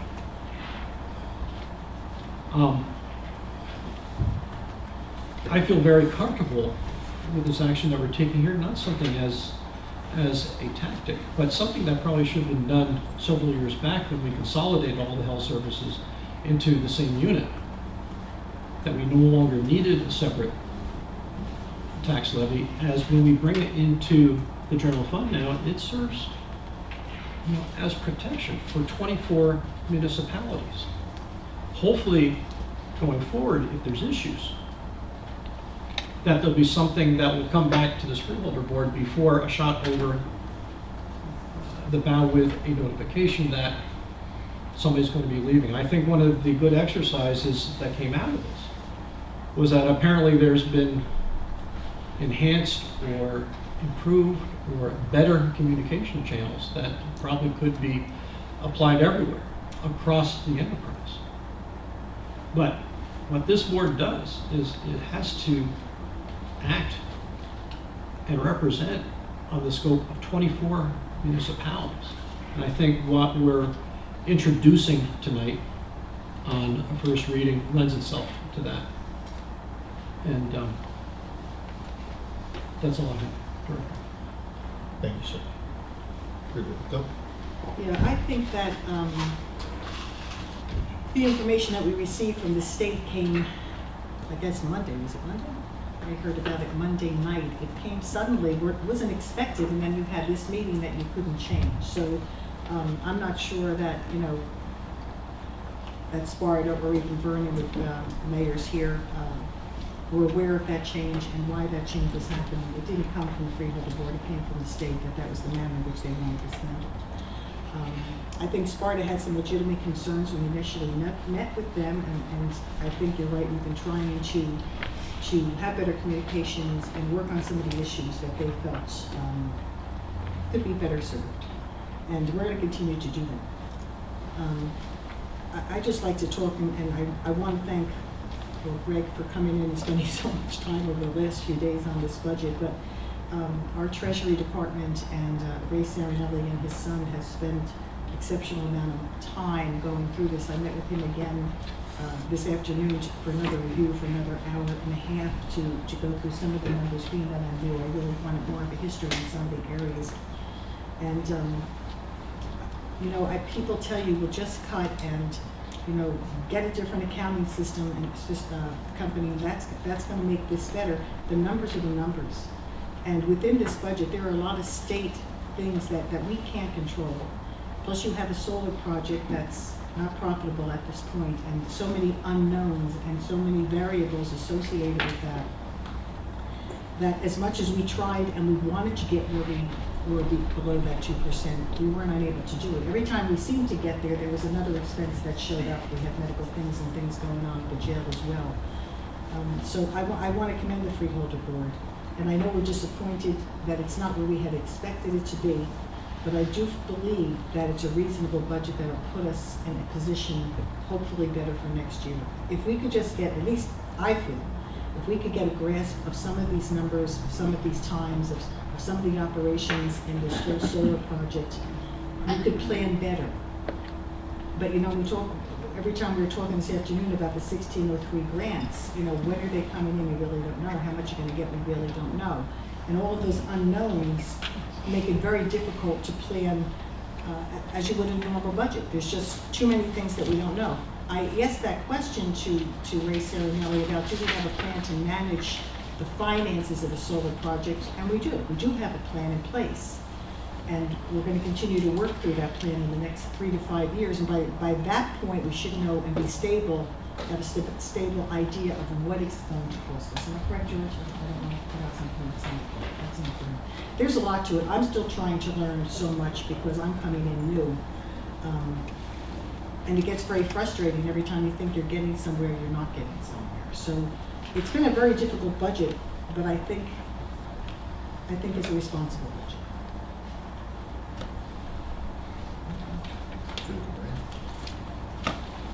We had a discussion this afternoon, Mr. Poff and myself, regarding solar. Basically, we said that, I said to him that it's like watching the last episode of a series of a show and then trying to binge watch it on Netflix going backwards. There's a lot of things that happened in the last few years. And nobody's trying to throw a tax on whether somebody made a big mistake. We're human, we make mistakes. That happens. But I do have a strong, strong feeling about people who come in and twist words and as far as I'm concerned, are irresponsible in making a tax when they in fact may know more of the facts than they let on to. But it makes for good little columns and it makes for good little whatever they do. I also feel very strongly about what we're doing tonight regarding the amendment to the budget. And we did not know. This was not set up, this wasn't done to try and preclude or exclude anybody from doing anything. This was something that we had discussed going back to November of last year. The first thing that we did was we worked with the health department, and unfortunately, the health department, this entire administration here went through a very big change of personnel. And in that change of personnel, different people come in and did different things, and it made communications more difficult. I believe that we've stabilized now. Mr. Poff has been chained to his desk, he's not going anywhere. And it's an important factor, though, because I think we have some stabilization. There's an inherent unfairness in taxation. It is, it's inherently unfair. Some people have to pay more, some people have to pay less. I was a councilman in Stanhope for 7 years, and if I voted as a councilman to put more money into the local park, that's fine. Maybe I use the park, maybe my kids use the park, maybe the guy who owned the expensive house on the hill didn't use the park, and he had to pay more for it than I had to pay for it. It's inherently unfair, and every municipality does it. And when municipalities don't think that they do it, then they're really not looking very closely at it. But we all use certain services. Police. You don't use police very often, but when you call them, you need them to be there. And then there's those people that we have that use the police 20 times in a year. Inherently unfair. We take care of those that are less fortunate in our community. And whether you're a charitable person by nature or not, there are some people that use those services far more than other people use those services. But that is, as a society, what we have decided what we were going to do. There's a lot of mandates that come down from the state and the federal government on a lot of things that we do. The whole solar thing is built up on things that came from federal government and trickled down into other areas, and some people saw an opportunity to swing a buck, and they did, and they, against best advice, 8 years later, 7 years later. It's not a Monday quarterback anymore. It's like the quarterback from a championship game 5 years past. I admire my predecessors. There's a lot of times we've had some strong arguments, we've had some strong disagreements, but I don't know one person I've ever served with that didn't think strongly of this county and everything for this county. And it really bothers me when people who are irresponsible change people's words, make a tax because they, for some reason or another, they need a few millions in the line.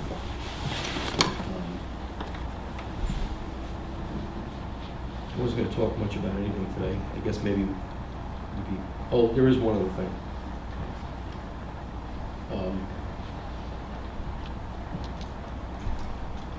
The budget will go in, and when we finish the budget, what was it, March 30th, before we introduced, Jonathan and I walked out of the room, and we thought we nailed the 2% or less.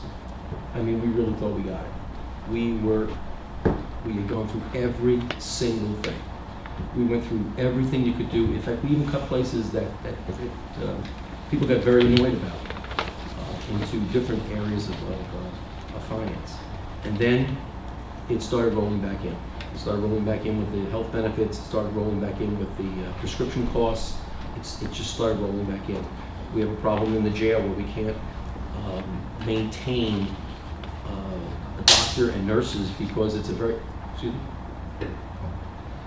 where doctors and nurses don't really want to work there. So we have to find somebody, because no matter how many prisons, whether you have 10 prisons or whether you have 130 prisoners, you have to supply them with what we have to supply them. So I'll take responsibility for this budget. It's not the way that I would like to see it go, and it certainly wasn't the way that we thought it was going on March the 30th. But when we looked at what we had to do and what we had to make sure that we didn't do this next year, because if we bounced, last year we had to take a high increase because of the solar. This year we had a sustaining of the solar and some other costs that came in. We were very concerned that we took the easy route, which would be we were talking about the $15 million in fund balance. If we had taken a gobble out of that, which is at $12.5 million now, and next year we'd be not only having to chase whatever we had to chase in terms of our tax, but we'd also have to make up that money. And that's why we chose to do the right thing instead of what may be considered the easiest thing. And I pay taxes too. Raising taxes is not the right thing. Would you please? Oh, I'm scared.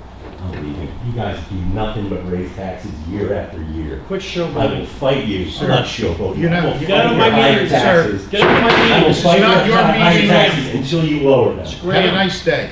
You too. Have a wonderful Goodbye. evening. do is raise taxes. That's all they ever do. You know, the day of civility needs to be returned to government. Mr. Collins is a candidate for assembly. That's Mr. Collins. We're open all the time. If you have something to say to us, you can call us on the phone. Our phone numbers are out there. We have a very good administrator now. We're doing everything we can to make sure that we stabilize this county so that we don't have the ups and downs in the county. I guess that's all I have to say. Thank you. Mr. Rose? During the 2016 budget process, Freeholder Graham and I discovered some interesting things about our transportation infrastructure. What I'm talking about specifically here, not the roads and bridges, I'm talking about our bus system. On average, it's costing taxpayers of the state of New Jersey, including those in Sussex County, more than $10 per rider, per ride taken. And it's costing the taxpayers of Sussex County specifically more than $5 per ride. So during this meeting, I said, you know, for that kind of money, we just hire Ubers and move people around. They get direct point-to-point service. And went home and I thought about it. I said, yes, why not? So I kind of kept this idea in the back of my head, and I came across a news article about a month ago where a town in Canada had in fact decided to do that exact thing. They were not subsidizing the entire cost of the ride, but they were subsidizing the majority of the cost of the ride, and looking to transition from a bus model of moving people around their mostly rural town to a more point-to-point model utilizing Uber. So with that in mind, I asked Carol Navrit to reach out to look into this a little bit, and she and I had a conference call with Scott Bogren of the CTAA, that's the Community Transport Association of America, on April 17, 2017. And it turns out that although we are somewhat early into looking into this, we're not the only town or county that's looking into this. So we're going to continue doing the research on this. Some things I have to report from that conference call. We discussed using JARC, which is the, Mr. Graham, do you know the acronym JARC, something reverse commute?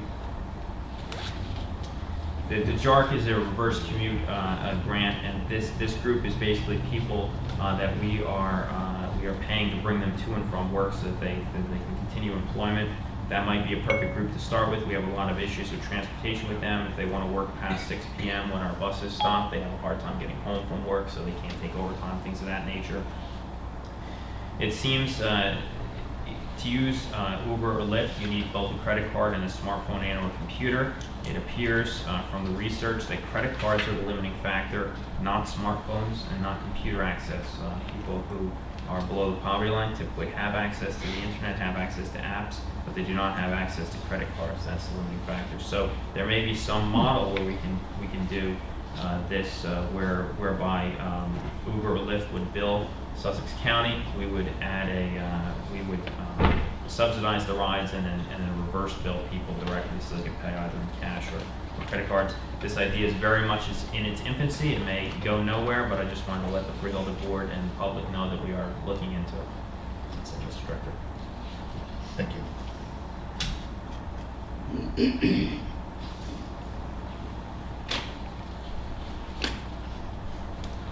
Being on a Freeholder Board is substantially different from being on a township council. Being a mayor of a town, I was mayor in my town for several years, I don't know, 5, 6, 7, I don't know. So, but it was a whole different thing than being a member of the Freeholder Board. It's taken me a year plus or minus to learn how to begin to do this job.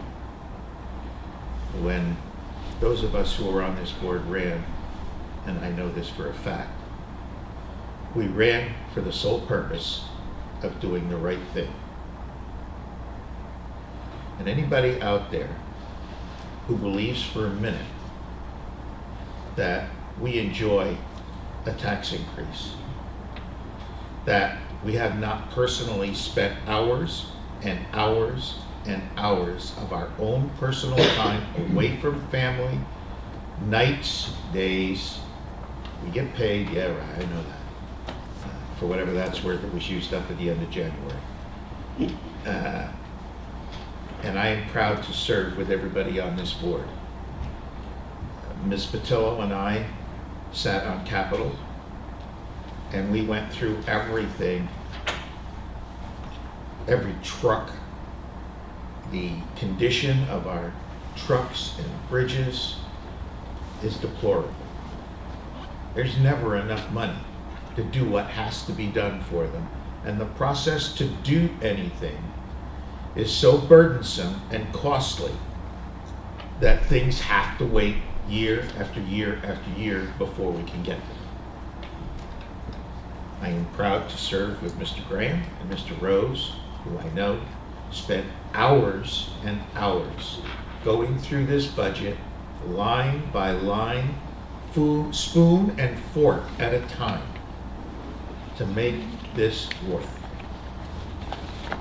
And if anybody out there seems to think that this is a simple process, that you just wave a wand and change the entire employee situation that has taken 20 years to get where it is, to take a health program and dump a 16% increase and change it down to 4 or 3, or to control what the federal government requires us to do, or the state government requires us to do, is foolish. Everything that we have done was done carefully and deliberately. And it was done with everybody in the county in mind. This isn't something that makes anything better for us. I own property in Sussex County. I pay the taxes. Our taxes, everybody says they're high. Yeah. They're not as high as other places in the county. They're not as high as Bergen County. They're not as high as Morris County. They're not as high as 20 other counties, 16, whatever the number is. We're in the lower end. And that's because of our due diligence. Now it's easy, it's real easy to walk up to the mic and say, you lower them. But when you have obligations that are before you, that you have zero control over, you have to fund them. And there are freeholders in this room, or past freeholders, who know that to be the fact. As George said, we all make mistakes. Mistakes were made in the past, they were made. We fix them as we go along. You don't have the control over going back in time and changing everything. So, all I want to say, I'm not even going through the stuff that I prepared, is that if you think that we don't feel the same pain that every resident in this county feels, you're wrong. If you feel that we have willy-nilly put a budget through that is punitive, you're wrong. And if you don't think that we have spent grueling hours to make this as good as we can make it, you have no understanding of the process that we went through. And if you appreciate it, great. If you don't, there's nothing I can do about it. But I am proud to work with this board, and I am proud of everything that they have done. You've done a marvelous job, all of you, and you're to be commended for it. We have a new administrator, and he's stuck with it. Thank you, sir, for coming in at the last minute and joining the team. That's all I have to say. Do I have a motion to close freeholder comments? We will need that one. You don't need it? No, just Good, we're done. Moving on. The consent agenda. Resolution reapproving participation with the State of New Jersey federal grant program administered by the Division of Criminal Justice, Department of Law and Public Safety. The resolution reauthorization for the Sussex County Board of Chosen Freeholders to approve a budget modification number 1 for the 2016-17 Special Child Health Services Case Management Grant. These are grants for children and Division of Law and Public Safety for protective children, child services. Resolution reauthorizing the amendment to the professional services agreement with Multi-Diagnostic Services, Inc. for the providing of mammography services for the NJC CEED grant. This is one of the most crucial amendments, resolutions that we put through today. The mammography services that are free to Sussex County residents are not fully being utilized. This is a tremendous preventative measure, and I strongly urge not only the women, but the men, and they're finding lots of incidents of breast cancer, to take advantage of the mammography services. They're there for you, and you don't take advantage of them, the life you save or the life you lose could be your own. Resolution reauthorization for the Sussex County Board of Chosen Freeholders to approve budget modification number 2 to the 2016-17 Health Services Grant for the Protection of Cancer Education and Early Detection, NJCEED, issued by the New Jersey Department of Health. Resolution re the authorization for freeholder director and clerk of the board to file and execute a low-income heating and energy assistance program, LIHEAP, County Welfare Agency CWA Administration Grant Award in the amount of $3,170 for the period of October 1st, 2016 through 2017. It's a matching grant for heating and energy. Resolution re the authorization to execute an agreement for electric generation supply services under the Passaic County Energy Cooperative pricing system to various buildings within the Sussex County. Board of Chosen Freeholders of the Sussex County has reviewed the consent agenda consisting of various proposed resolutions and determined that adoption of the said resolutions is in and will further the public interest. Do I have a motion? So moved. A motion by Freeholder Kraft. Is there a second? I'll second. Second by Freeholder Patillo. Is there discussion? Seeing none, Madam Clerk, would you please call the roll? Freeholder Kraft. Yes. Freeholder Graham. Yes. Freeholder Patillo. Yes. Freeholder Rose. Yes. Freeholder Director Lazaro. Yes. Appointments and resignations, resolution re, amending of appointment to New Jersey Association of Counties for 2017. That's appointment of Gregory Poff as the second alternate. A resolution re, the appointment of Jeffrey Finlay as member of the Sussex County Senior Services Advisory Council. Term to begin immediately and expire December 31st, 2019. This is a replacement. Is there a motion? Motion. A motion by Freeholder Graham, second by Freeholder Deputy Director Rose. Is there discussion? Just a question, is A, is that you, Greg? Yes. Yeah, that's what I thought.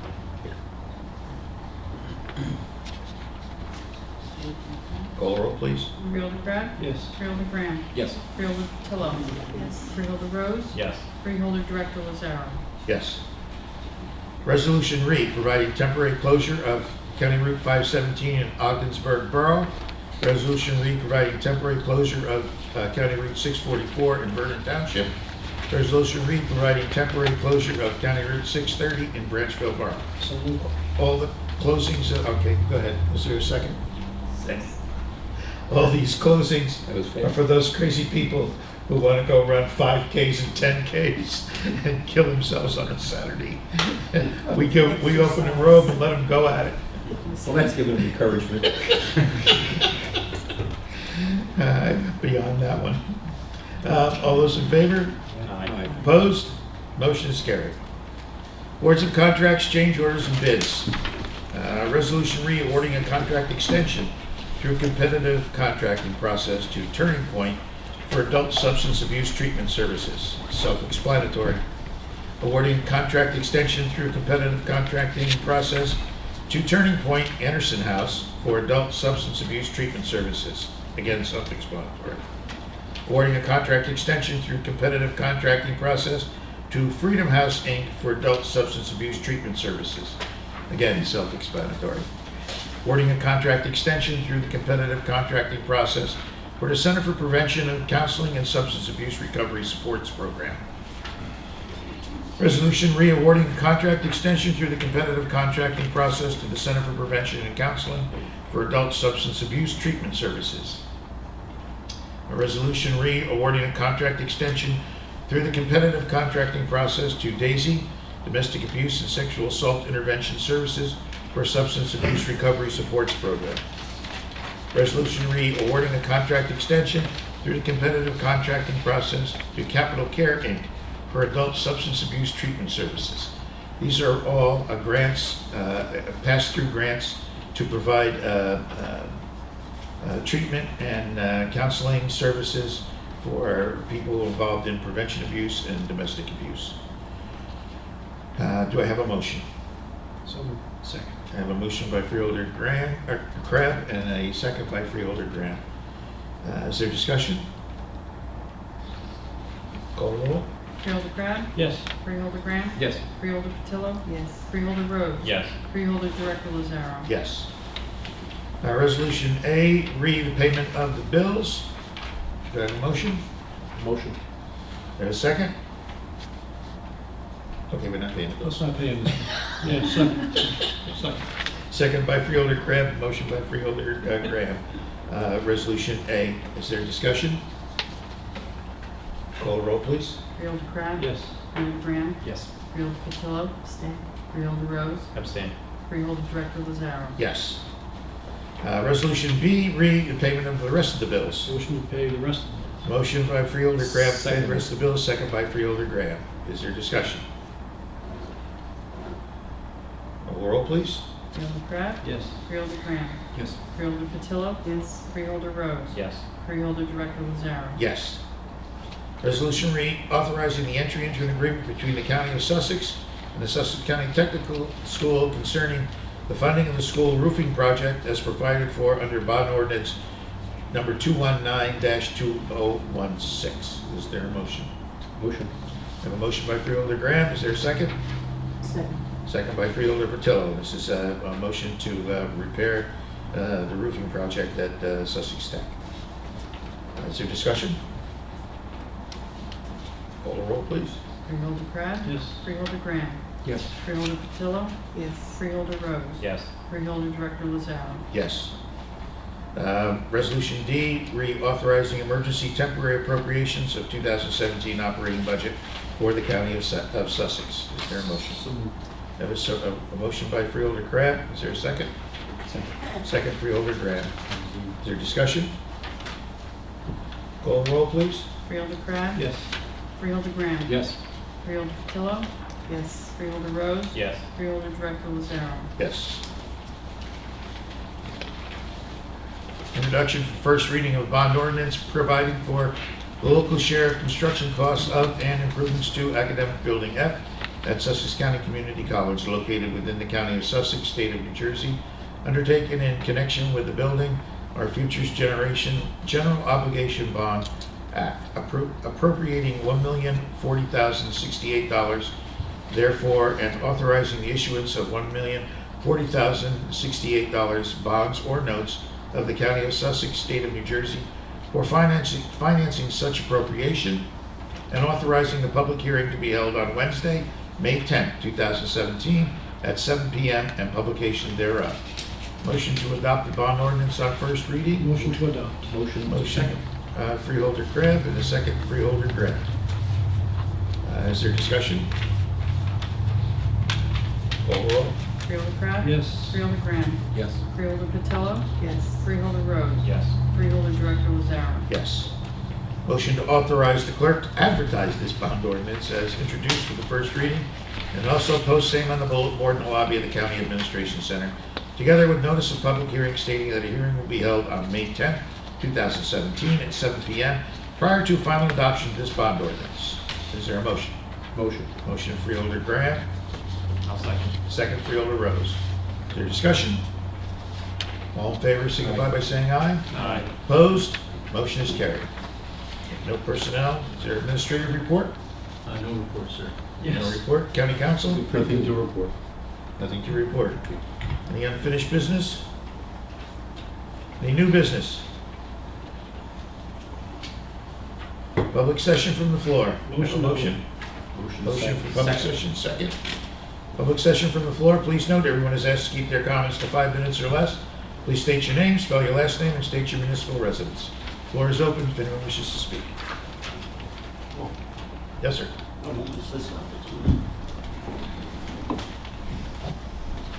Neil Kenny, not County, K-E-N-N-Y, Green Township. I don't know where to go with this agenda item for that concern. I'd like to go before the board. heard his complaint about taxes, and if I recall what I learned in school, the basis of this country started on revolt against taxes. We want the services and we want the things we want, but we necessarily don't want to foot the bill.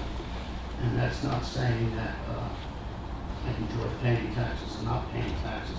What the case may be, the only two things that are inevitable are taxes and debt. And it's never going to get any easier. So I have no venom for the board tonight about what they're doing. I heard what you said, and I think you're doing the best you can. Having said that, there is an abundance, and I know one of Freeholders over here, he's brought the issue to the floor many times while he was on the board, and just in conversation. There is abundance of vacant bank-owned homes in this county. If I'm correct, it's the number 5,000 or upwards to 5,000 homes. So the question I have is, the banks don't pay taxes on that property? They do pay Yes, they do. taxes. Or it goes into foreclosure. Okay, so the bank is eating that one. And they prefer that not to happen because then they get sold quickly and easily, so they do pay the taxes. So for the most part, they're paying. Okay, I did not know that, that's why I was inquiring. The other thing that I have a great concern about is, I know that the governor of the state did bring Syrian refugees into this country under cover of dark without necessarily being out there. That's what is out there. I was sleeping, I didn't see it. No, yeah, that's why they did it. And this is not an attack on Muslims or, I mean, I don't know if anybody wants to take it, even though that's their business, or, refugees, but I do have a great concern about the United Nations Refugee Resettlement Program, and I'm wondering what the freeholders are thinking in terms of going forward. I could see these people saying it's 5,000 homes, it's a good place to put 5,000 families in.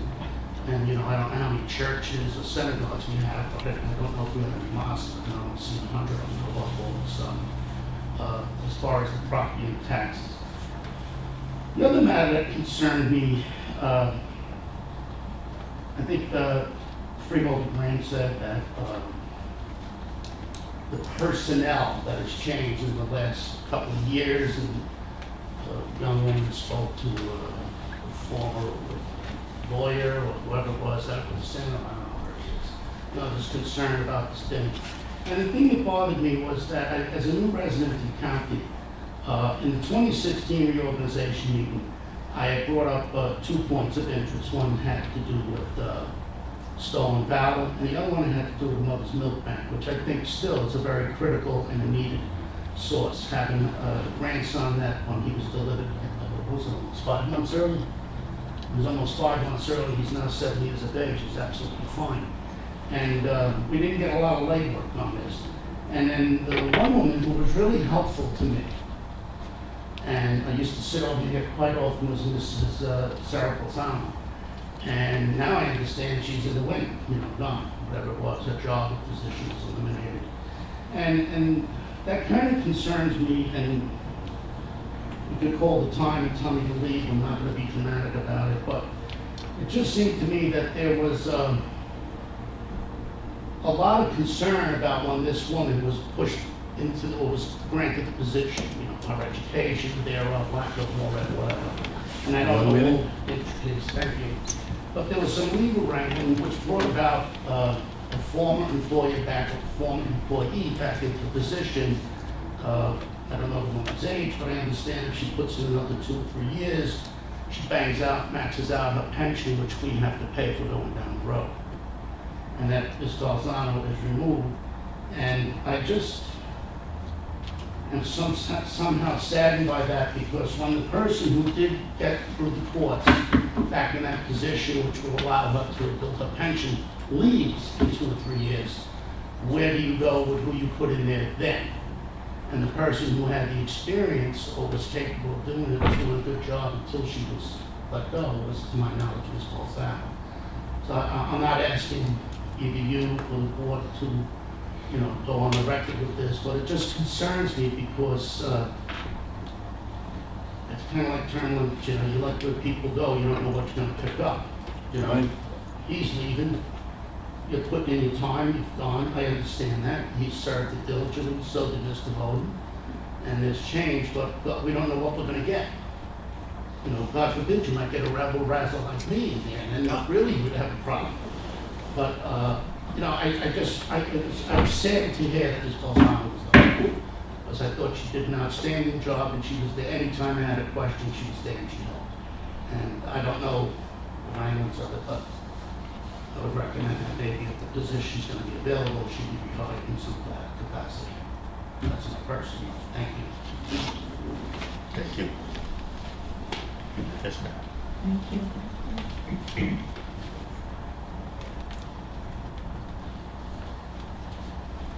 My name is Ann Smolowitz, 108 Route 23 Wantage. Everyone's telling me to cut taxes, and I'm telling you to spend money. And I'm serious, and I'm very, very serious about the freeholder board, or at least a committee thereof, seriously working for a firm, an excellent firm that goes after white-collar crimes. Gentlemen, and Mrs. Patillo, we have to be concerned. I mean, you look out toward the future. What's happening? The college has a declined enrollment. The schools have a declined enrollment. We don't have faculty. We don't have economic development. We have poor infrastructure.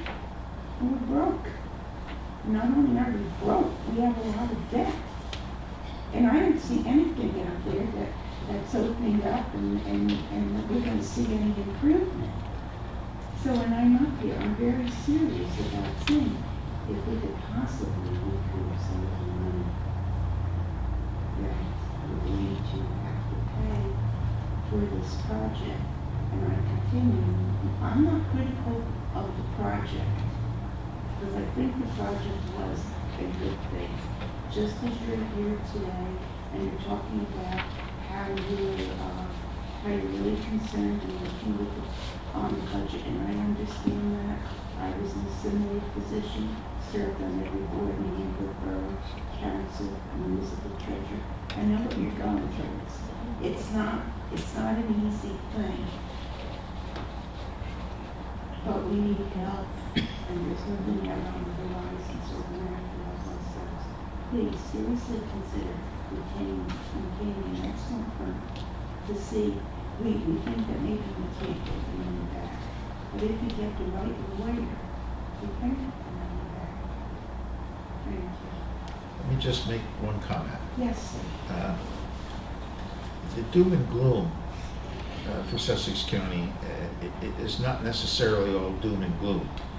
We need to think positively about the growth that's going on. I happen to do the fire inspections in the town of Freedom, and my inspections for housing changes have increased. I'm doing 1-2 a week. So real estate is moving. It may not be moving as fast as we want it to move. But from my conversations with the real estate agents, they say houses are turning over, there are good deals in Sussex County, and people are coming into the county again.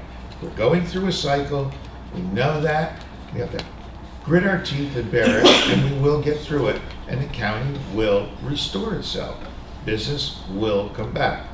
Some businesses are not going to recover, but there will be new ones to take their place. So it's a process, and the toughest thing we have to do is to stand by and watch that process go through and bear with it. So I don't want everybody to think that the county's doomed and it's dead in the water. It is not. You know, Director, it is wantage. You may be experiencing, and I'm not saying you may be, as you may not be, but I've been around for a while, and I've seen a lot of trends, and I've never seen it like this. No, this has been very difficult, there's no question about it. They talk about Not minimizing it at all. no, I know you're not. They talk about the bad times of the 80s. The 80s were wonderful compared to where we are now. I know that there's a white legal firm out there that can help us out. I know that. Thank you. Thank you. Yes, sir.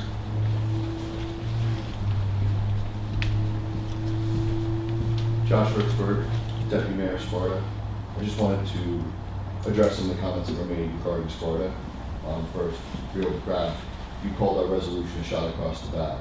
I take exception to that. That was us trying to provide a good service, a better service, at a value for our citizens. I don't see how you call it a shot across the bow. I don't think that's fair. Well, I That was think us trying to do our job. it was an extraordinary action. Not to after take. 2 years of trying to get it. And once that action was there taken, there was a date set For what? for leaving, apparently, right? Well, there has to be notification Right. first, which is Right. what the resolution provides, And notification that's that we're extraordinary. considering our options. Right. That's why I But said. not after 2 years of trying to get some kind of response from you guys. It's not extraordinary after 2 years of asking for help, asking for a response and getting nothing. Something I wasn't aware of at all. But you know now that that's what happened. So to call a shot across the bow isn't fair. Moving forward, the only reason we didn't leave, quite frankly, was Freeholder Graham and Freeholder Patil came to us and implored us to give them 30 days to present us with something that would make us want to step. That was 7 weeks ago. No return calls, no return emails, can't get a meeting. That's not true, because there were a lot of phone calls made to your administrator, and he was away on vacation, and there was this, and there was that. There were a lot of calls, there was a lot of back and forth, and also, sir, we sent our senior services over there because there were some concerns that were regarding senior services, even that it had nothing to do with health. We said, I'm not saying your staff wasn't there doing their job. no, but I'm Not saying my that we comment at all. also, Carol Mavert, who was head of Health and Human Services, she was out there. Mr. McDonald was out there consistently, over and over again. And Mr. McDonald, in fact, Mr. Close has made responses that it actually things have improved greatly because Mr. McDonald has stepped in. Absolutely. One more thing though. I feel that Mr. Crabb's comment was actually a positive because it forced us to see what was really going on too. There were a lot of things that were going on that we were not aware of. I sat in that meeting with you on that date, and I listened to some of the things that were coming from our people, and I said, I don't like it. I wouldn't stand for this either. When I found out that you weren't His comment didn't spur that. No, I think it was our a letter positive. did. I think it was a positive, though, what you did. Because you improved not only the services for Sparta. But that was because it allowed for free market. Free market allowed for you to say, listen, we gotta do a better product and keep customers. But that's why we You're also. taking that away. No, that's exactly the opposite. Because if we had left that whole tax intact that way, then what would happen is if you moved, you thought that it was $400,000 that you were going to get it for cheaper We than didn't that. think that. We know that there's a service you provide. But that's not what was presented to us. We had to sit down and we had to look at the economics because we also have to think of Frankfurt, we have to think of Wantage, we have to think of Wapaka, we have to think of every other community in the county. We were not doing that in order to cause you a problem. We were actually trying to make it so that we could actually look at the dollars and cents specifically as what those dollars and cents were. I didn't know those You numbers. said you guys were talking about doing this in November. We met in March and you didn't mention anything about this. Oh, not about this. No, we talked about we had to get a better handle on the Right, dollars. That's all that was. No, November is when we sat down and we started saying we have to fix the problem. Your comments were directed towards the amendment and you said, we've been talking about this since November. We've been talking about improving the services since November. Okay. We haven't been talking about this since, I think, January. Well, again, we would have had more options had you guys come back to us within 30 days and told us what your intentions were. We might have changed our mind. And it's not fair that we find out through this through notification. We only found out about this Monday ourselves. That's when we heard from the state. But you knew before that you were doing a two-tier plan. Yes, and the two-tier plan would have been fair. The two-tier plan would have absolutely been fair. Would have been fair to Sparta, would have been fair to every single community. That's why we wanted to do it as a two-tier plan. It's the state that turns around and says it's all in or all out. That's what they Well, need. we never suggested that we didn't want to pay for the services that you guys provide. And we never took it that That's way. what the two-tier plan would have done. The state said we were not allowed to do that. Okay, and in your comments, you said, you couldn't table because of what it would do to the budget. I understand that. But your accountant said, you're just moving money over. So you could have tabled it till next year to allow the municipalities to weigh in. It wouldn't affect you, because you're just moving it over. Yes, the Freeholder Board, once the state decided that a two-tier plan was not possible, the Freeholder Board had two directions to take. It could have either put it back the way it was or to move it all in. Like I said, I'm just saying, it could have been tabled till next year. It could have given us time to discuss this. Well, there's still an out if you want to go. That's why I asked that question, Josh. What? I'm sorry. If you wanted to leave, there's still a way to leave. If you want to. You know what the numbers are now.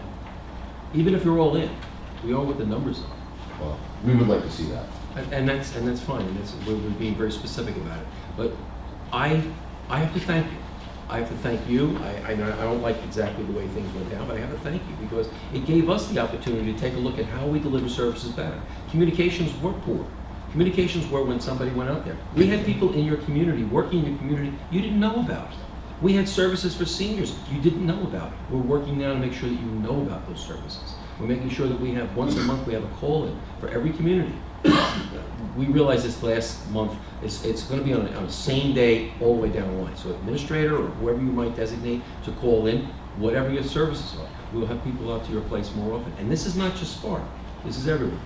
There's nobody here from Health and Human Services right now, but the first call-in had 15 people call in, 15 different communities. There's no question services improved. There's no doubt about that. Yes.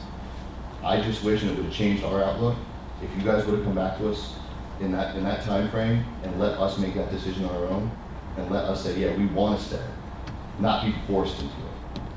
That would have changed the whole outlook of how Sparta looked at this decision. Thank you. Thank you. Thank you. Anyone else? Motion closed. Motion for Freeholder Grant Could I closed. just mention something? I just want to remind everyone that the National Day of Prayer is next Thursday, May 4th, at 6:30 up in Motion to close, I'll second. second. Freeholder Rose. All in favor? Aye. It's closed. We have no executive session. Nothing. I want to take a minute to express my thanks and appreciation to sheriff's officers and fire marshal for your assistance this evening. Thank you for being here, and thank you for taking time out. I can't read your names this far, I barely see you. But thank you for your assistance. Reminders, Open Space Committee will meet April 27th at the Freeholder Meeting Room. May 1st, Development Review Committee will meet in the Administration Building, Room 3B. May 4th, the Planning Board, May 1st, at 4 o'clock, the Planning Board will meet here. May 4th, at 9 a.m., Senior Services Advisory Council will meet at Knoll Heights. May 8th, DSAC will meet at the Freeholder Meeting Room. May 9th, 7 p.m., the SWAC will meet in the Freeholder Meeting Room. May 10th, 10 a.m., Transportation Coordinator Stakeholders will meet in the County Clerk's Conference Room. And May 10th, 7 p.m., the Freeholder meeting will be right here again. If there's no further business, I'll entertain a motion for adjournment. To adjourn. I'll second. And a motion and a second, all in favor? Aye. We are adjourned.